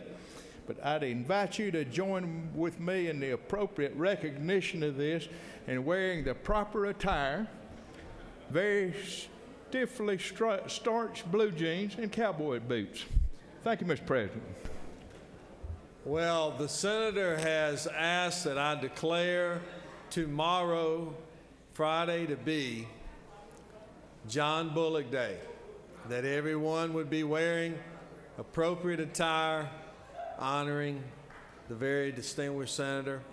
And I will grant the senator that request, and tomorrow will be John Bullock Day. So come prepared. Secretary will read a resolution. Senate Resolution 265 by Senator Williams of the 27th and others, a resolution committing the Forsyth County Sheriff's Department and for other purposes. Whereas on June 6, 2014, the Forsyth County Sheriff's Department resisted an armed attack that was launched against the Forsyth County Courthouse in Cumming, Georgia, and whereas Deputy Daniel Rush, the first deputy at the scene of the attack, was shot and injured while attempting to stop the perpetrator from attacking deputies, government workers, and civilians inside the courthouse and the surrounding area. And whereas these courageous men put all thoughts of their personal safety and well-being aside and responded to the call to protect their fellow law enforcement professionals, courthouse employees, and civilians, and their selfless actions in stopping this attack are deserving of honor. Now therefore be it resolved by the Senate that the members of this body commend the Forsyth County Sheriff's Department for their heroic actions on June 6, 2014. Mr. President, this completes the order. Is there objection to adoption of the resolution? The chair hears none, and the resolution is adopted. It is now my honor to recognize a distinguished senator from the 27th to recognize our special guest.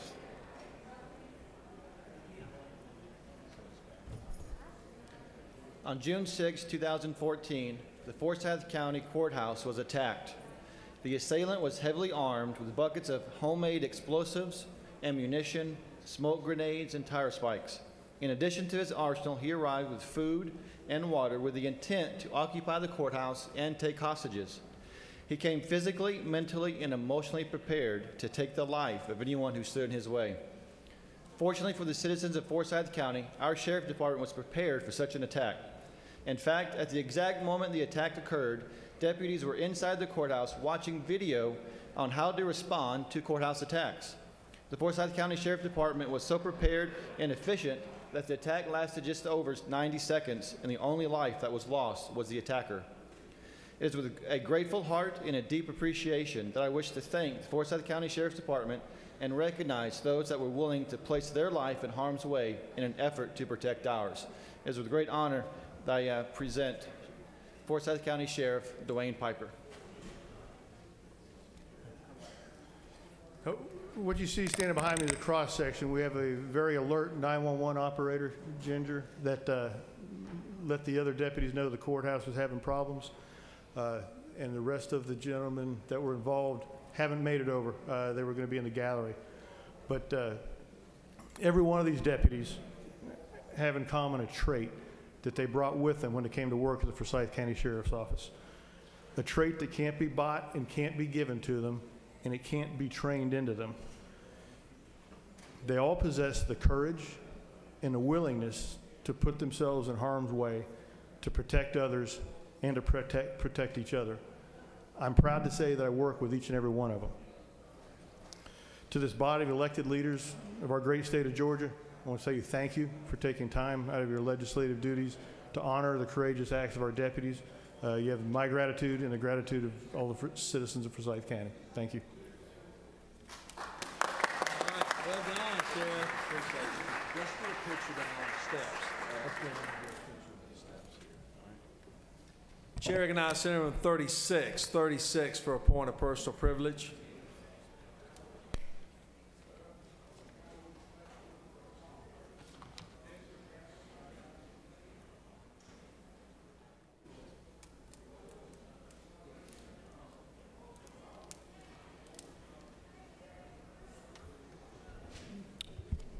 Thank you very much. Colleagues, I rise to address the question of the RFRA bill, which moved out of committee in the House last night, and to particularly share with you and highlight that in state after state, when this language has moved into state law or threatened to become state law, wise political leaders have listened to their business community leaders who say, this is not good for business. Please don't go down this road. $15 million, we hear from the author of the bill, is nothing when you think of how important it is to get this language in Georgia Code. $15 million. We're in the throes of looking for money for transportation funding. We're in the throes of looking for money for health insurance for school bus drivers. We're in the throes of looking for money. Everybody here could add to this long list of things that need funding in our state budget. We have state employees. We had judges who hadn't had a raise since 1999 other than cost of living raises. We're able to give a measly 1% increase in salary to our state employees this year. We had teachers all across this state going without raises for 7 years. And yet we hear from this well that $15 million is nothing. Ignore it. So what if we lose that business? in groups and organizations and corporations coming to Georgia to bring their conventions, bring their convenings. That's nothing. All of that's nothing. This language is too important. We must put it in Georgia code and ignore the business community's repeated requests to please stand down. Don't go down this road. And what we've heard predicted from people who work at bringing conventions and business and sports events to Georgia, saying caution, proceed with great caution before you do something that's going to damage our economy. And then when we hear hard facts and information that say already a $15 million hit to our economy is predicted, we hear people dismissing that. There are plenty of responsible state leaders across this country that have either not moved this language forward or who have vetoed it. The great state of Arizona, long-standing Republican governor, Jan Brewer, as I understand, vetoed this language when it was put on her desk, citing the concerns about loss, a blow to the economy. Now, I remember when the Farm Bureau hadn't got a doggone thing to do with this bill, but I remember when the Farm Bureau let us know that that massive bill that we were passing back several years ago was going to impede their ability to harvest their crops and bring the produce of South Georgia, the rich produce from our agricultural community, to market. And you know, that was poo-pooed from this very well. And then the university study afterwards, after that bill was passed, documented $800 million for half a growing season damage to our agricultural sector of our economy.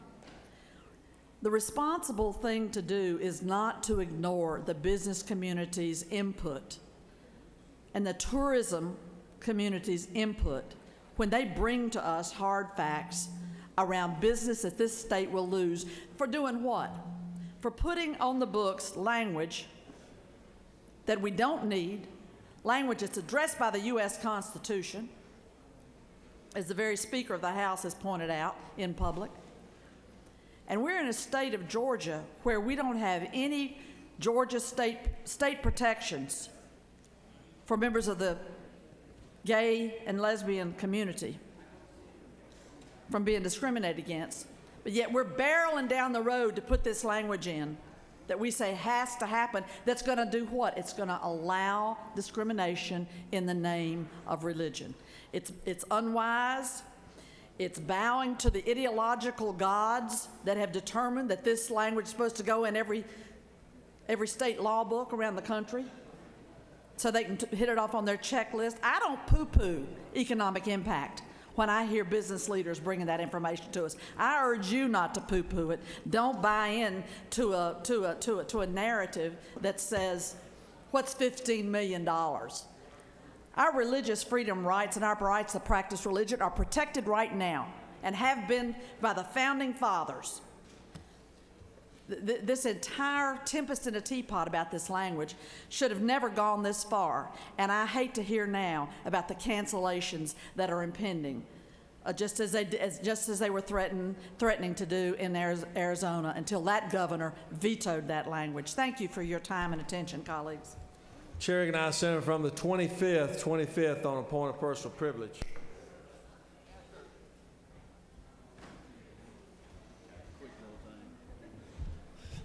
Thank you, Mr. President. On a lighter note here, before we get our business started here today, I want to wish my little girl, Stella Owen Jones, a happy birthday. She's turning 6 today, and I believe, thank you, I believe her mother has her at her Aunt Nat's Dairy Queen right now getting ice cream. So I think she's watching right now. She's streaming live. So it's a wonderful world we live in. Just want to tell Stella happy birthday, and Daddy loves her. Thank you.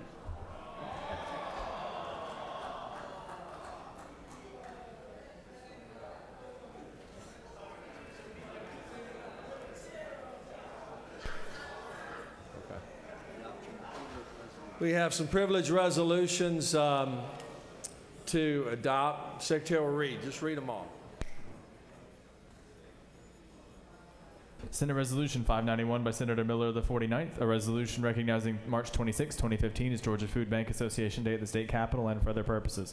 Senate Resolution 596 by Senator Harbin of the 16th and others, a resolution recognizing and commending Jerry Lloyd Harbin and Elaine Addis Harbin on the grand occasion of their 50th wedding anniversary and for other purposes. Senate Resolution 597 by Senator Schaefer of the 48th and others, a resolution honoring the life and memory of Governor Carl Sanders and for other purposes.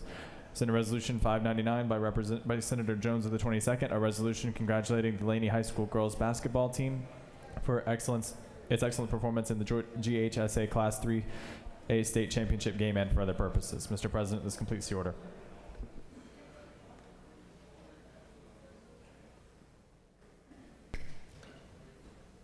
Is there objection to adoption of the resolutions? The chair hears none, and the resolutions are adopted. Are there any motions to withdraw or commit? Ms. Secretary, are there any objections filed on any of the bills on the local consent calendar?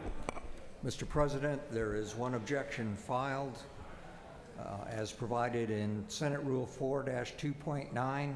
We, the undersigned senators, hereby file an objection to Senate Bill 221, creating the city of Greenhaven, which is on the local consent calendar for today, and hereby request that it be moved to the Senate local contested calendar, signed Senator Steve Henson of the 41st and others. There is objection, which is certainly within the right of the senator to do, on SB 221. Which means that it will then go to a contested local consent calendar. The first order of business is the uncontested calendar, the local consent calendar of state and local government. Is there objection to agreeing to the report of the Committee on the State and Local Governmental Operations, which is favorable to passage of the bill on the local consent calendar? Chair hears none. The report of committee is agreed to. Shall the main question be now put? Are there any objections? The chair has none and the main question is ordered. All of those in favor of the local consent calendar will vote aye. Those opposed, no. Secretary, unlock the machine.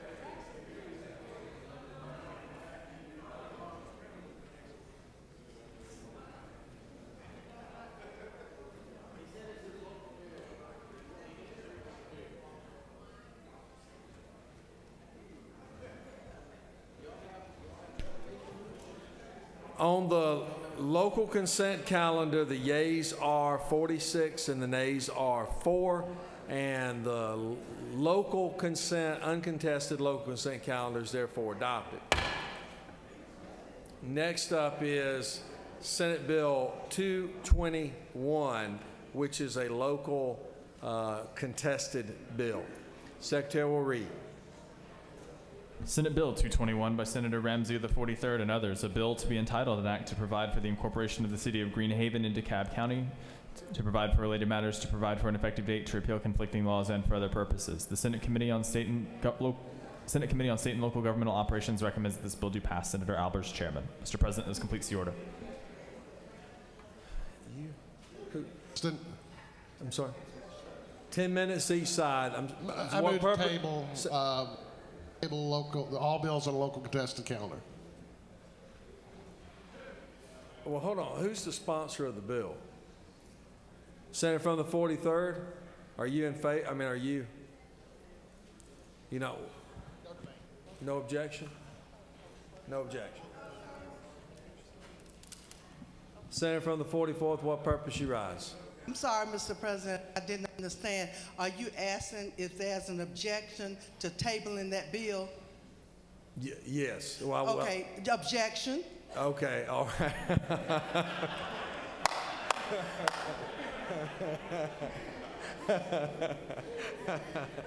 I don't know why, but I needed that.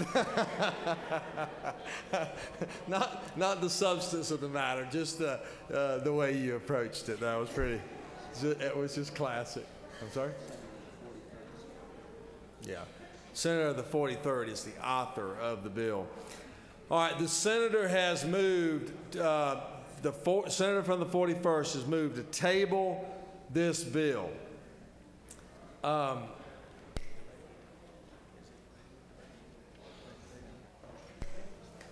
motion to table the bill is not debatable, but obviously I will accept a parliamentary inquiry. Senator from the 40th, what purpose you rise? Parliamentary inquiry. State your inquiry. Isn't it true that if we want to table a bill, we should be voting green this time? Is that right? If you want to table the bill, you would vote green. Thank you. That's the motion. And the senator from the 44th has said she's objects. All of those in favor of tabling the bill will vote aye. Those opposed, no. Secretary, unlock the machine.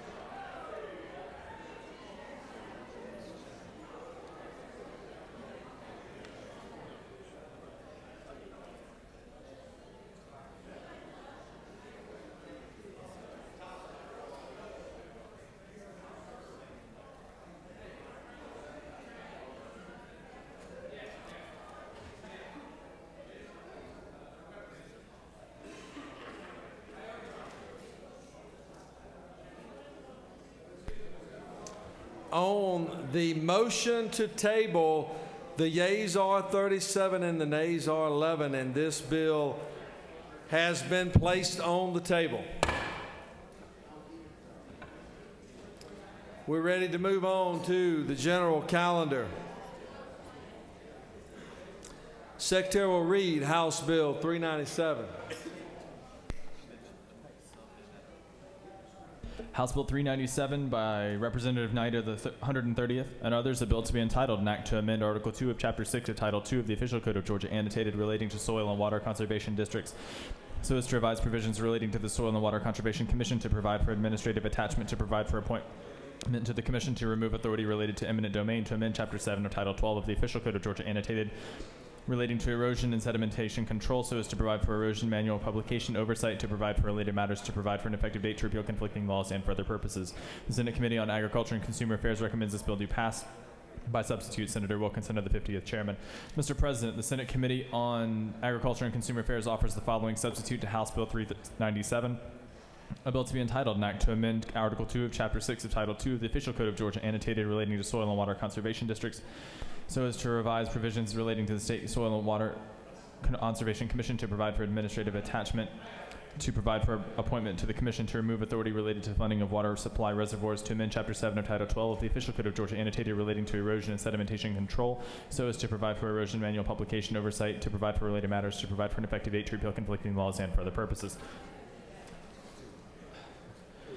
Mr. President, Senator Parent of the 42nd offers the First Amendment to amend the amend the Senate Agriculture and Consumer Affairs Committee substitute to HB 397 by replacing line 25 with the following: conservation district regions to serve on the commission, of which 3 shall be district soil and water conservation supervisors, such initial appointments. Mr. President, Senator Orrock of the 36th and others offer the Second Amendment to amend the Senate Agriculture and Consumer Affairs Committee substitute to HB 397 by redesignating sections 4, 5, and 6 as sections 5, 6, and 7 respectively, and by replacing line 112 with the following: pursuant to Code Section 12-7-7.1 of the Stakeholder Advisory Board, pursuant to Code Section 12-7-20, provided, however, that approval by either entity shall be sufficient to adopt such manual for purposes of this chapter.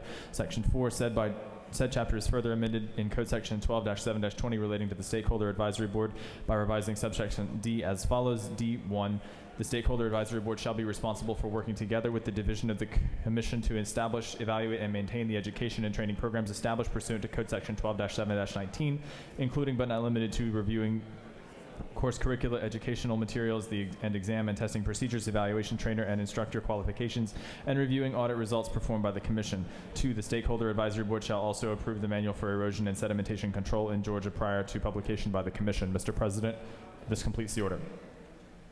Chair recognizes Senator from the 49th to present the bill.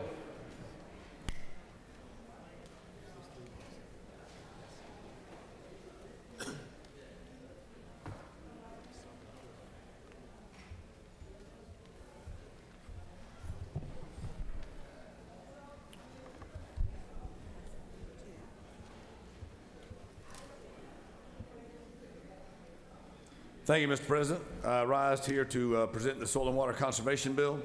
If you refer to the bill, we will see in lines 10 through 50, current law provides the creation of Soil and Water Conservation Commission, and this bill adds that the commission is assigned to the Department of Agriculture, which we think is a great fit. Clarifies that the governor can appoint one member-at-large from each of the 5 Soil and Water Conservation District regions to serve on the commission.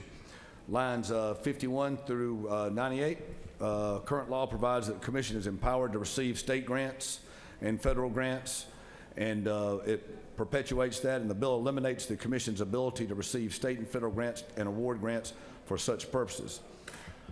Lines 99 through 110 provides that a new definition for the Manual of Erosion and Sediment Control in Georgia, which I think is at the crux of this issue over the years. And lines 111 through 141, the bill adds that the council is also responsible for approving the above referenced manual, and the council shall have the 9 members, including 1 member from the House, 1 from the Senate, 1 employee of the State and Road Tollway Authority, and the bill requires that the council meet prior to December 1st, 2015 to approve the most current version of the manual and meet other times as necessary as provided. If there are no questions, Mr. President, I'll yield the bill. There is a question. Chair recognizes Senator 41st for a question. Senator Yield? Yes, sir. Senator, is it not true that in committee there was some discussion about the fear that some federal funds might be lost or be endangered if this bill passes? I think that we could sum that up by crying wolf, Senator. Thank you very much for your question. Thank you. Would you further yield? Yes, sir. Can you explain the true rationale or the rationale for the change in the board makeup? Presently, members of the council have to be area supervisors. That brings expertise to the board. What's the rationale for that? Well, the board will be appointed by the most qualified individuals in the field. And if someone was very well qualified, but it happened to be a supervisor, they would currently be ineligible. This would solve that. They would currently be ineligible? Ineligible. But they'll be eligible. The most qualified person is now eligible to be on the board. Well, no matter who is she. Isn't that true now that it is required that they pick supervisors to be on the commission? That is correct. This would and not that necessarily those require. supervisors are pretty widely considered to be some of the best, most qualified people. I'm sure they're very qualified. And the governor presently gets to select them, correct? That's correct.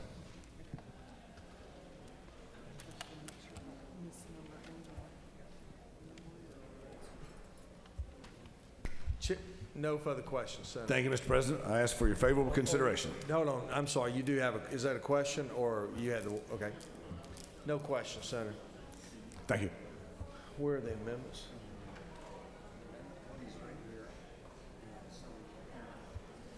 Chair recognizes the senator from the 42nd to speak to her amendment.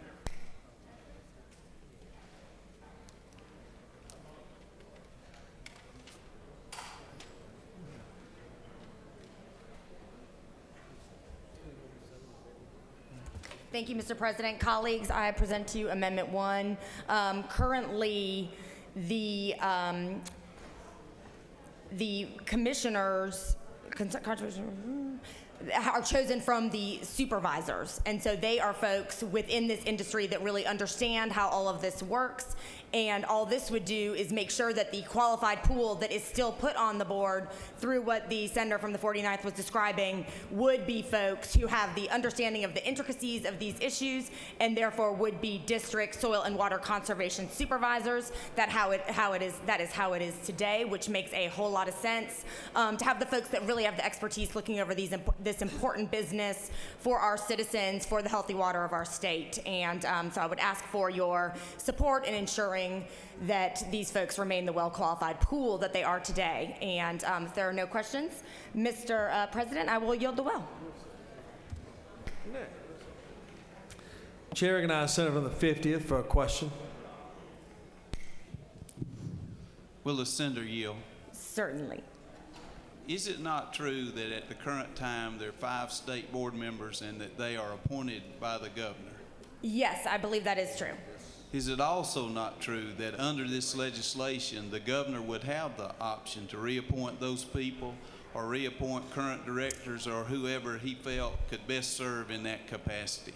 I believe the senator knows of what he speaks. My understanding was that now the appointments made by the governor come from a qualified pool of individuals, and it was my contention through this amendment that we should keep that process that has worked so well for our citizens and for our water supply for all these years, instead of giving a broader pool of folks not as qualified the opportunity. Would the senator further yield, please? Certainly. Is it not true that there are a number of people who are involved in soil and water conservation in our state, even in this chamber, farmers and other people who might be qualified to serve in that capacity who would not be eligible under the current legislation? Well, that might be true, but then, they could become soil and water conservation supervisors and have that opportunity, and I think that that's worked quite well for us, and I believe that I commend it to the body that having folks that are soil and water conservation supervisors gives us the certainty we need to know that the folks doing this very important job have the requisite background and would serve our water supply well.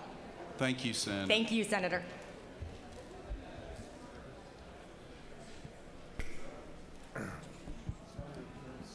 Chair recognizes Senator from the 36th.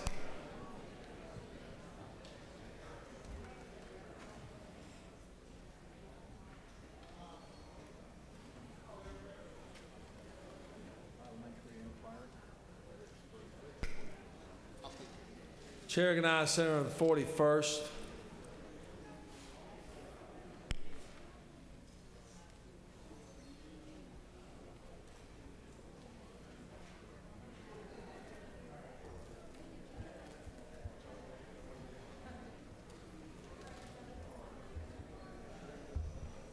Mr. President, this is a small change, just allowing the Stakeholder Advisory Board manual to be approved by the Sediment Control in Georgia prior to the publication of commission, allowing it to be done by the Stakeholder Advisory Board. This allows a broader group of people in the mix. It will allow local government to be involved on that are presently on the Stakeholder Advisory Board. It allows educators that are on there. There's community people on there. There are people from the construction industry. So it creates a broader and more, I think, diverse path for the approval process. And I recommend it to you as something that will make sure your local governments are involved in this process and make it a little broader and fairer.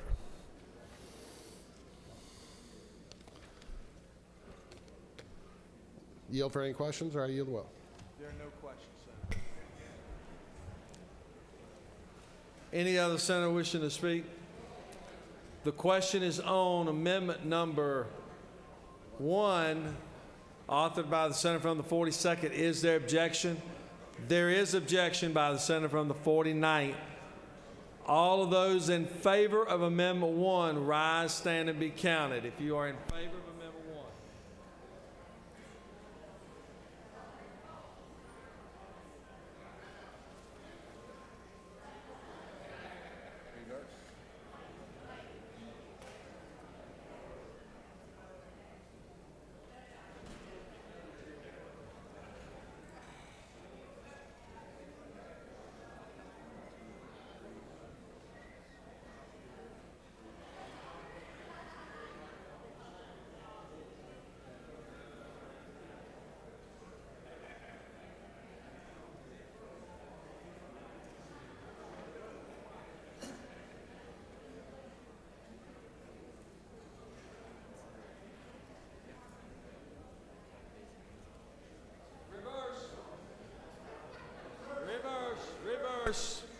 Reverse.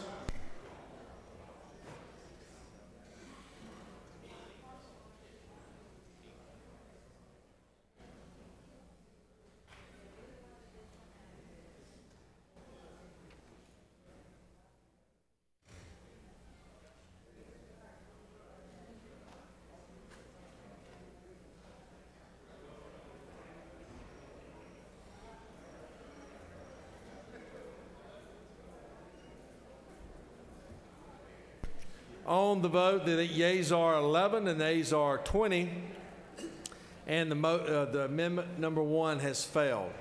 Question now is on amendment number 2. Is there objection? There is objection by the senator from the 49th. All those in favor, rise, stand, and be counted. If you are in favor of amendment number 2, authored by the senator from 36.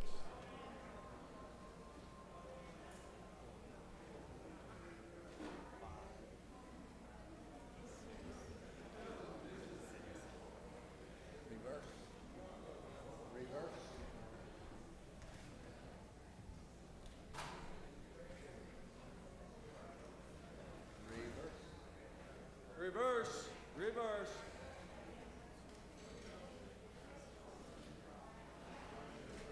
There's 3 over here. Hey, 3.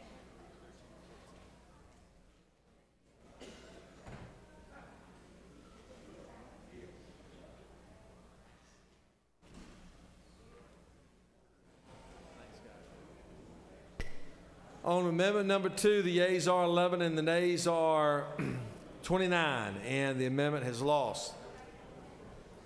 Questions on the adoption of the committee substitute. Is there objection? Without objection, committee substitute is adopted. Does any other senator wish to speak for or against the bill? Is there objection? Agreed to report of committee which favor will pass the bill. Chair is none. Report of committee is agreed to. Shall the main question be now put? Are there any objections? Chair is none. The main question is ordered. Shall this bill now pass? Question on the pass of the bill. All those in favor of the bill will vote aye. Those opposed, no. Secretary, unlock the machine.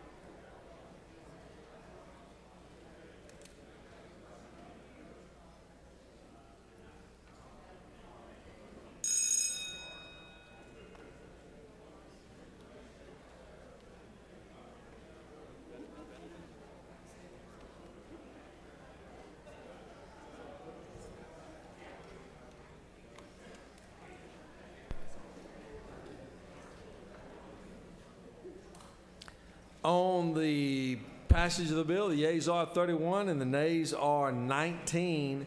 And this bill, having received its constitutional majority, is therefore adopted.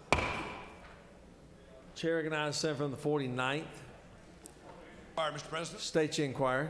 We'd like to request immediate transmittal. Immediate transmittal. Is there objection? Without objection, we will immediately transmit this bill to the House. Secretary will read House Bill 106. House Bill 106 by Representative Roberts of the 155th and others, a bill to be entitled, an act to amend Title 32 of the Official Code of Georgia annotated relating to highways, bridges, and ferries so as to revise what constitutes part of the state highway system, to provide for appropriations of funds to the Department of Transportation, to amend Title 40 of the Official Code of Georgia annotated relating to motor vehicles and traffic so as to provide for the submission of electronic accident reports by law enforcement agencies to repeal conflicting laws and for other purposes. Yes. Mr. President, the Senate Committee on Transportation recommends this bill do pass by substitute. Senator Williams of the 19th, Chairman. Mr. President, the Senate Committee on Transportation offers the following substitute to HB 106. A bill to be entitled, an act to amend Chapter 8 of Title 48 of the Official Code of Georgia annotated related to sales and use taxation so as to change certain provisions relating to special district transportation sales and use tax pursuant to the Transportation Investment Act of 2010 to provide for future levies to be and for other purposes. Mr. President, Senator Williams of the 19th offers the following amendment to amend the substitute to HB 106 by deleting lines 110 through 114 and inserting in lieu thereof the following. 6. Mass Transportation Regional System participant means any county within a special district created pursuant to Article 5 of this chapter, wherein mass transportation service is provided within the district, to the district, or from the district by a multi-county regional transportation authority created by an act of the General Assembly, including but not limited to the Georgia Regional Transportation Authority and the Metropolitan Atlanta Rapid Transit Authority, by deleting lines 216 and 17 and inserting in lieu thereof the following. B. The election superintendent shall issue a call and conduct an election in the manner authorized by general law. The superintendent shall canvass the returns. By deleting lines 248 and inserting in lieu thereof the following. A. If the imposition of the levy is approved by the election, the tax shall be. Mr. President, this completes the order.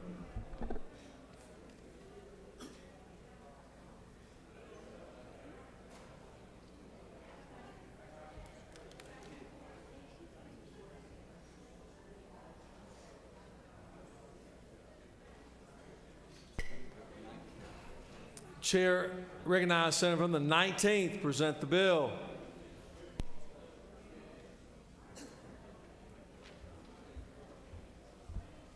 Thank you, Mr. Chairman. If I could have your attention, this House Bill 106 has been transformed into what we call the TIA bill. For those of you all who were here a few years back when we talked about transportation funding, the solution that we finally came up with, although it was not the solution of the Senate, was to create these districts and hold an election in all these districts for the purposes of letting the locals fund their own transportation projects. Very politically charged environment at that time, and only 3 of the districts actually passed TIA. One is, which is mine, this area, and River Valley. Every district that passed those TIA regions is extremely happy with what they've done and is satisfied that they're getting their transportation needs met. The problem is the area that needs the money the most, the Atlanta area, where they have tremendous amount of congestion, did not pass the bill. And it's my understanding and belief that they never will pass it, no matter how many times you put that region back on the ballot, because they just have very diverse districts and needs.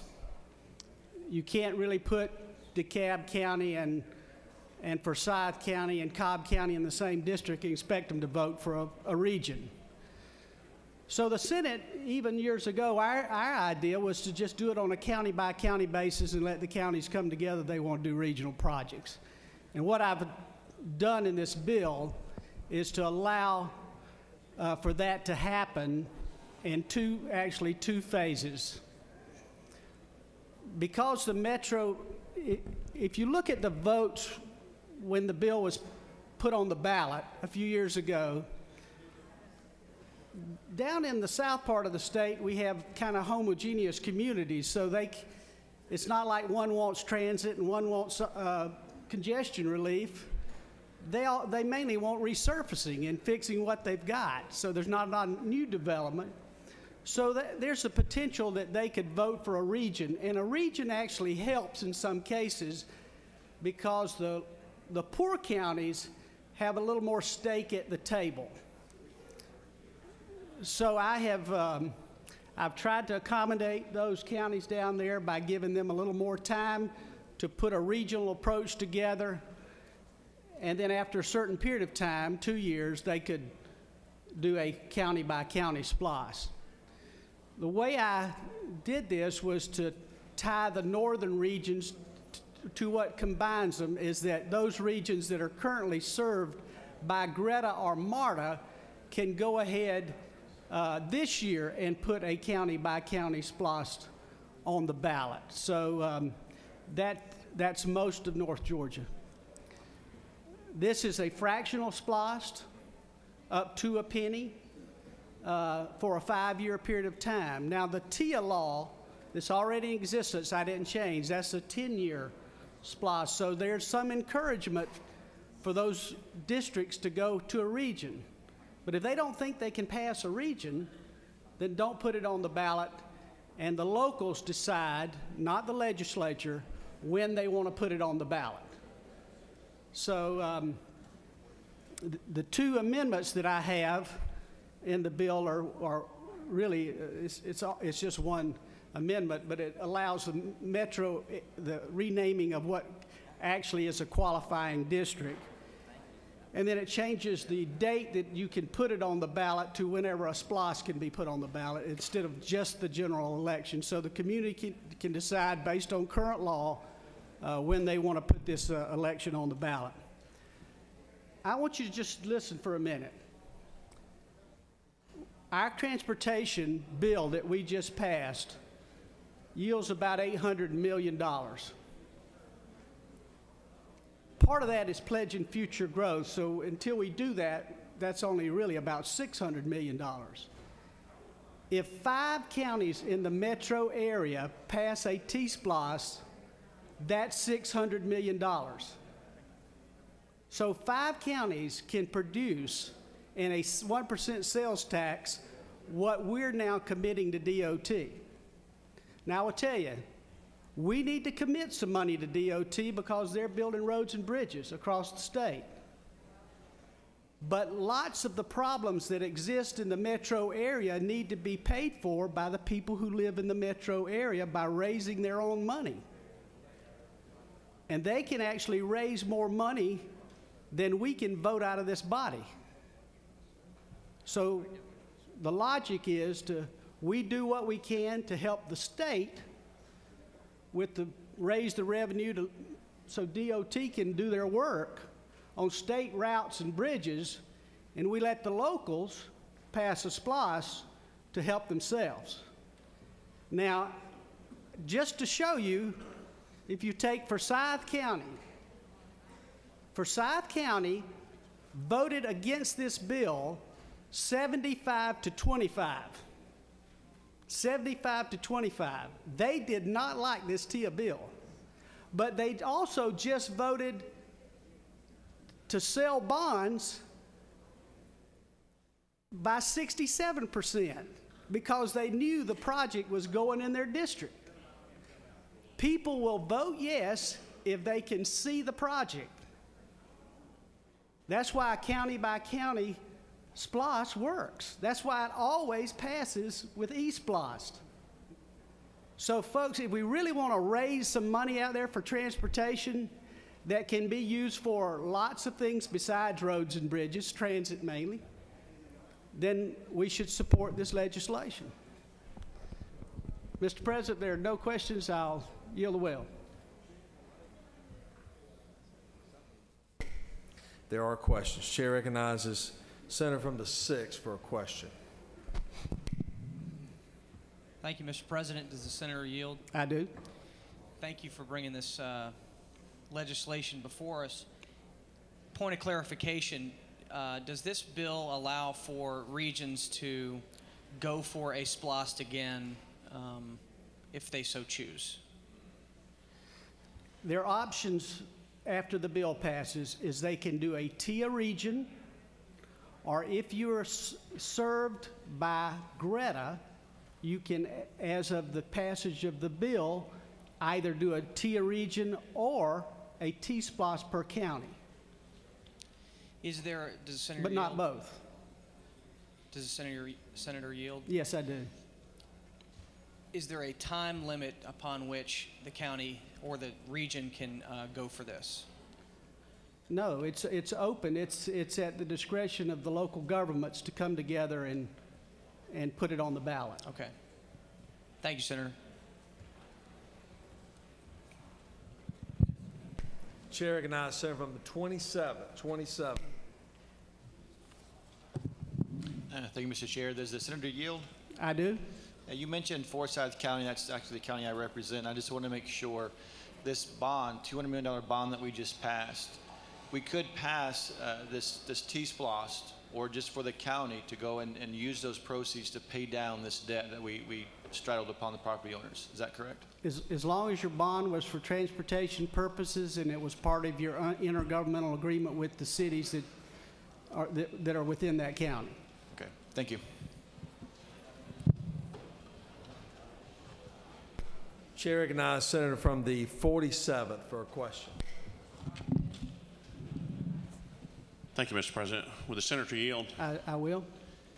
For a point of clarification, I thought I heard you tell the senator from the 4th there was not a date certain at which the local government could call for the election on this.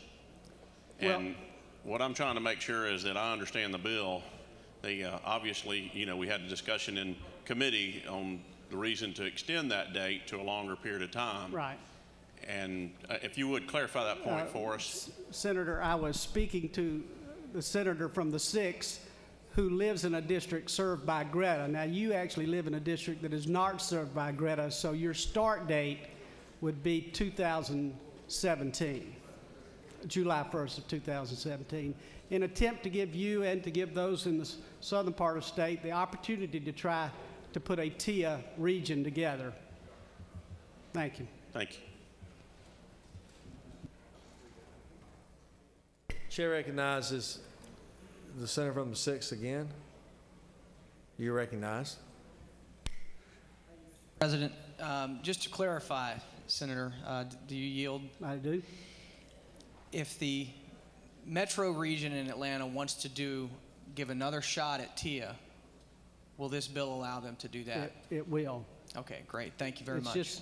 It's just not my opinion that they can pass a regional SPLOST. They're certainly welcome to do it.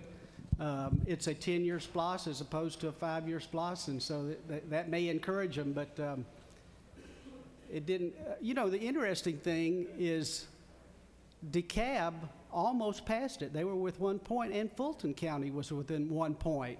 But it was all the outlying counties that didn't agree with what they were doing that killed the effort. So, I tried to convince folks at the time that it may not pass. It did pass, but I think this is a solution that'll, if you look at East SPLOST, and the lieutenant governor was very involved in East SPLOST.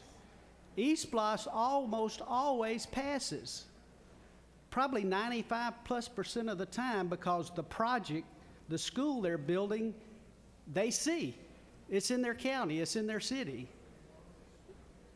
Just like Forsyth, Atlanta just passed a referendum to raise taxes for projects. DeKalb is trying to do something similar. If the projects are local, the people will vote yes. Other questions, Mr. President? Yes, you do. Chair recognizes Senator 28 for a question. Thank you, Mr. President. Would the senator yield? I do. I think I heard you say, and correct me if I'm wrong, that this is, as originally written, it was supposed to be approved in a general election. Is that correct? Yes. And your amendment is to make that at any elections authorized by general law. Right.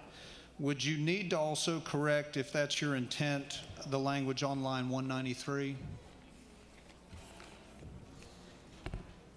in order to accomplish the meaning of your amendment?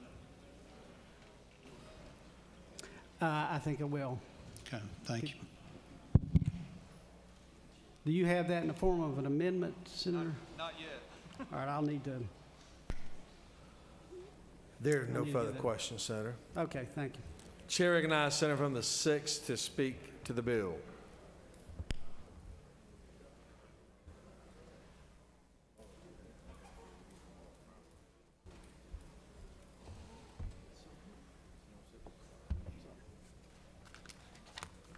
Thank you, Mr. President, and thank you to the senator for the 19th for bringing this before us. This is really important, I think. Yes, the TIA failed in the region in which I represent, Cobb County and Fulton County, but I think it was doomed to fail for a number of reasons. But the biggest reason was the election was in the primary, and you saw a connection of the far left coming together with the right in opposing the bill.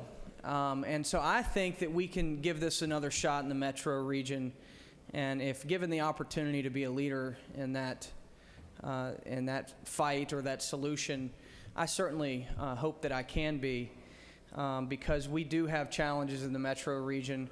We're obviously going to talk about another transportation bill coming through here, but there's no solutions that can rise better than from the local areas that are represented. So I do urge your favorable passage of this bill. And one other thing I wanted to say about it, and another reason it failed, was because it was a penny. And this bill will give them the ability to do a fraction of a penny. And the reason that that's important is we had some trust issues, I think, with the voters on that T-SPLOST. They didn't trust that we were going to spend the money correctly, and the reason they didn't believe that is we were saying it was for transportation, but there was a number of projects that were put in the bill or put in the proposal that didn't seem to have anything to do with transportation. But the reason that they were in there is because they said we get to raise a penny, and they were like, well, this raises more money, so we can keep adding projects in. And they kept adding projects in that weren't vital and necessary to be done, and that's why I think the passage failed. Having a partial penny will allow the leaders to come together and select 10 to 15 very important projects, and then raise the requisite funds to deal with those projects. And so I'm really hopeful that we can pass this bill. I think it should also be part of our ultimate transportation solution. So I'm grateful to the senator from the 19th for bringing it. I want to be a leader in the process when we can get this bill passed and come up with a good solution for Metro Atlanta. But again, we're going to have to be only raising the funds required to deal with 10 to 15 projects and keep our shot group tight and small, and then earn the trust of the voters, and then we can come back and do more on the next one. So, Mr. President, if there's no questions, I will yield the well.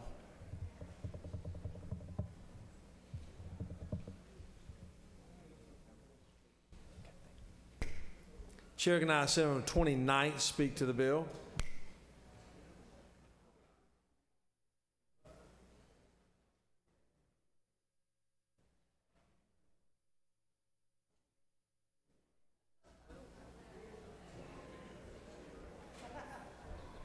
Thank you, Mr. President. I'm not going to belabor the points that have already been very well articulated by the senator from the 19th. I just want to say, as someone that was not able to support the legislation we had a week ago on transportation, this is something that I am extremely supportive of. I believe fervently in the principle of local control and the ability of local communities to solve their transportation problems. And obviously, there are two issues. There's the issue of maintenance of the existing road network that the state has responsibility for, but then there are those regional projects of interest around the state that local communities ought to be able to direct and have participation in. And I think this bill is vitally important. We don't require local legislation for school boards to call an e-splost. We don't require it for counties to call a regular splost. And so this provides flexibility, it provides local control, and it provides communities with access to a solution that, if adopted in the rest of the state that did not adopt the T-Splost, could literally raise billions of dollars for needed transportation projects. This is a real solution. It's something that does something immediately to provide those regions that have the leadership that want to move forward with this, as well as the county by county opportunities, and quite frankly, the possibility of multi-jurisdictional arrangements through intergovernmental agreements, which is something that I've discussed with elected officials that are in my Senate district. So this is a great solution. I commend the senator from the 19th for bringing it. I would urge this adoption to put this vital tool in the hands of our local governments. Thank you, Mr. President. If there are no questions, I'll yield the will.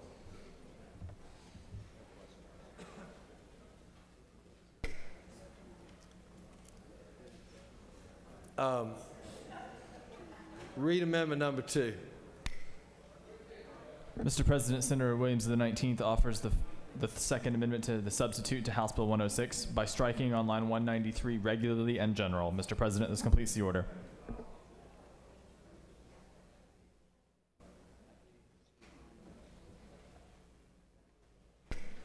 Chair recognizes Senator from the 19th. Speak to amendment.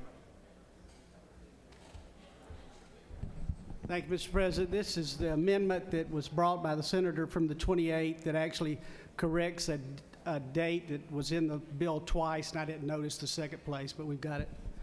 This will correct the dates to have the election any time that the law allows.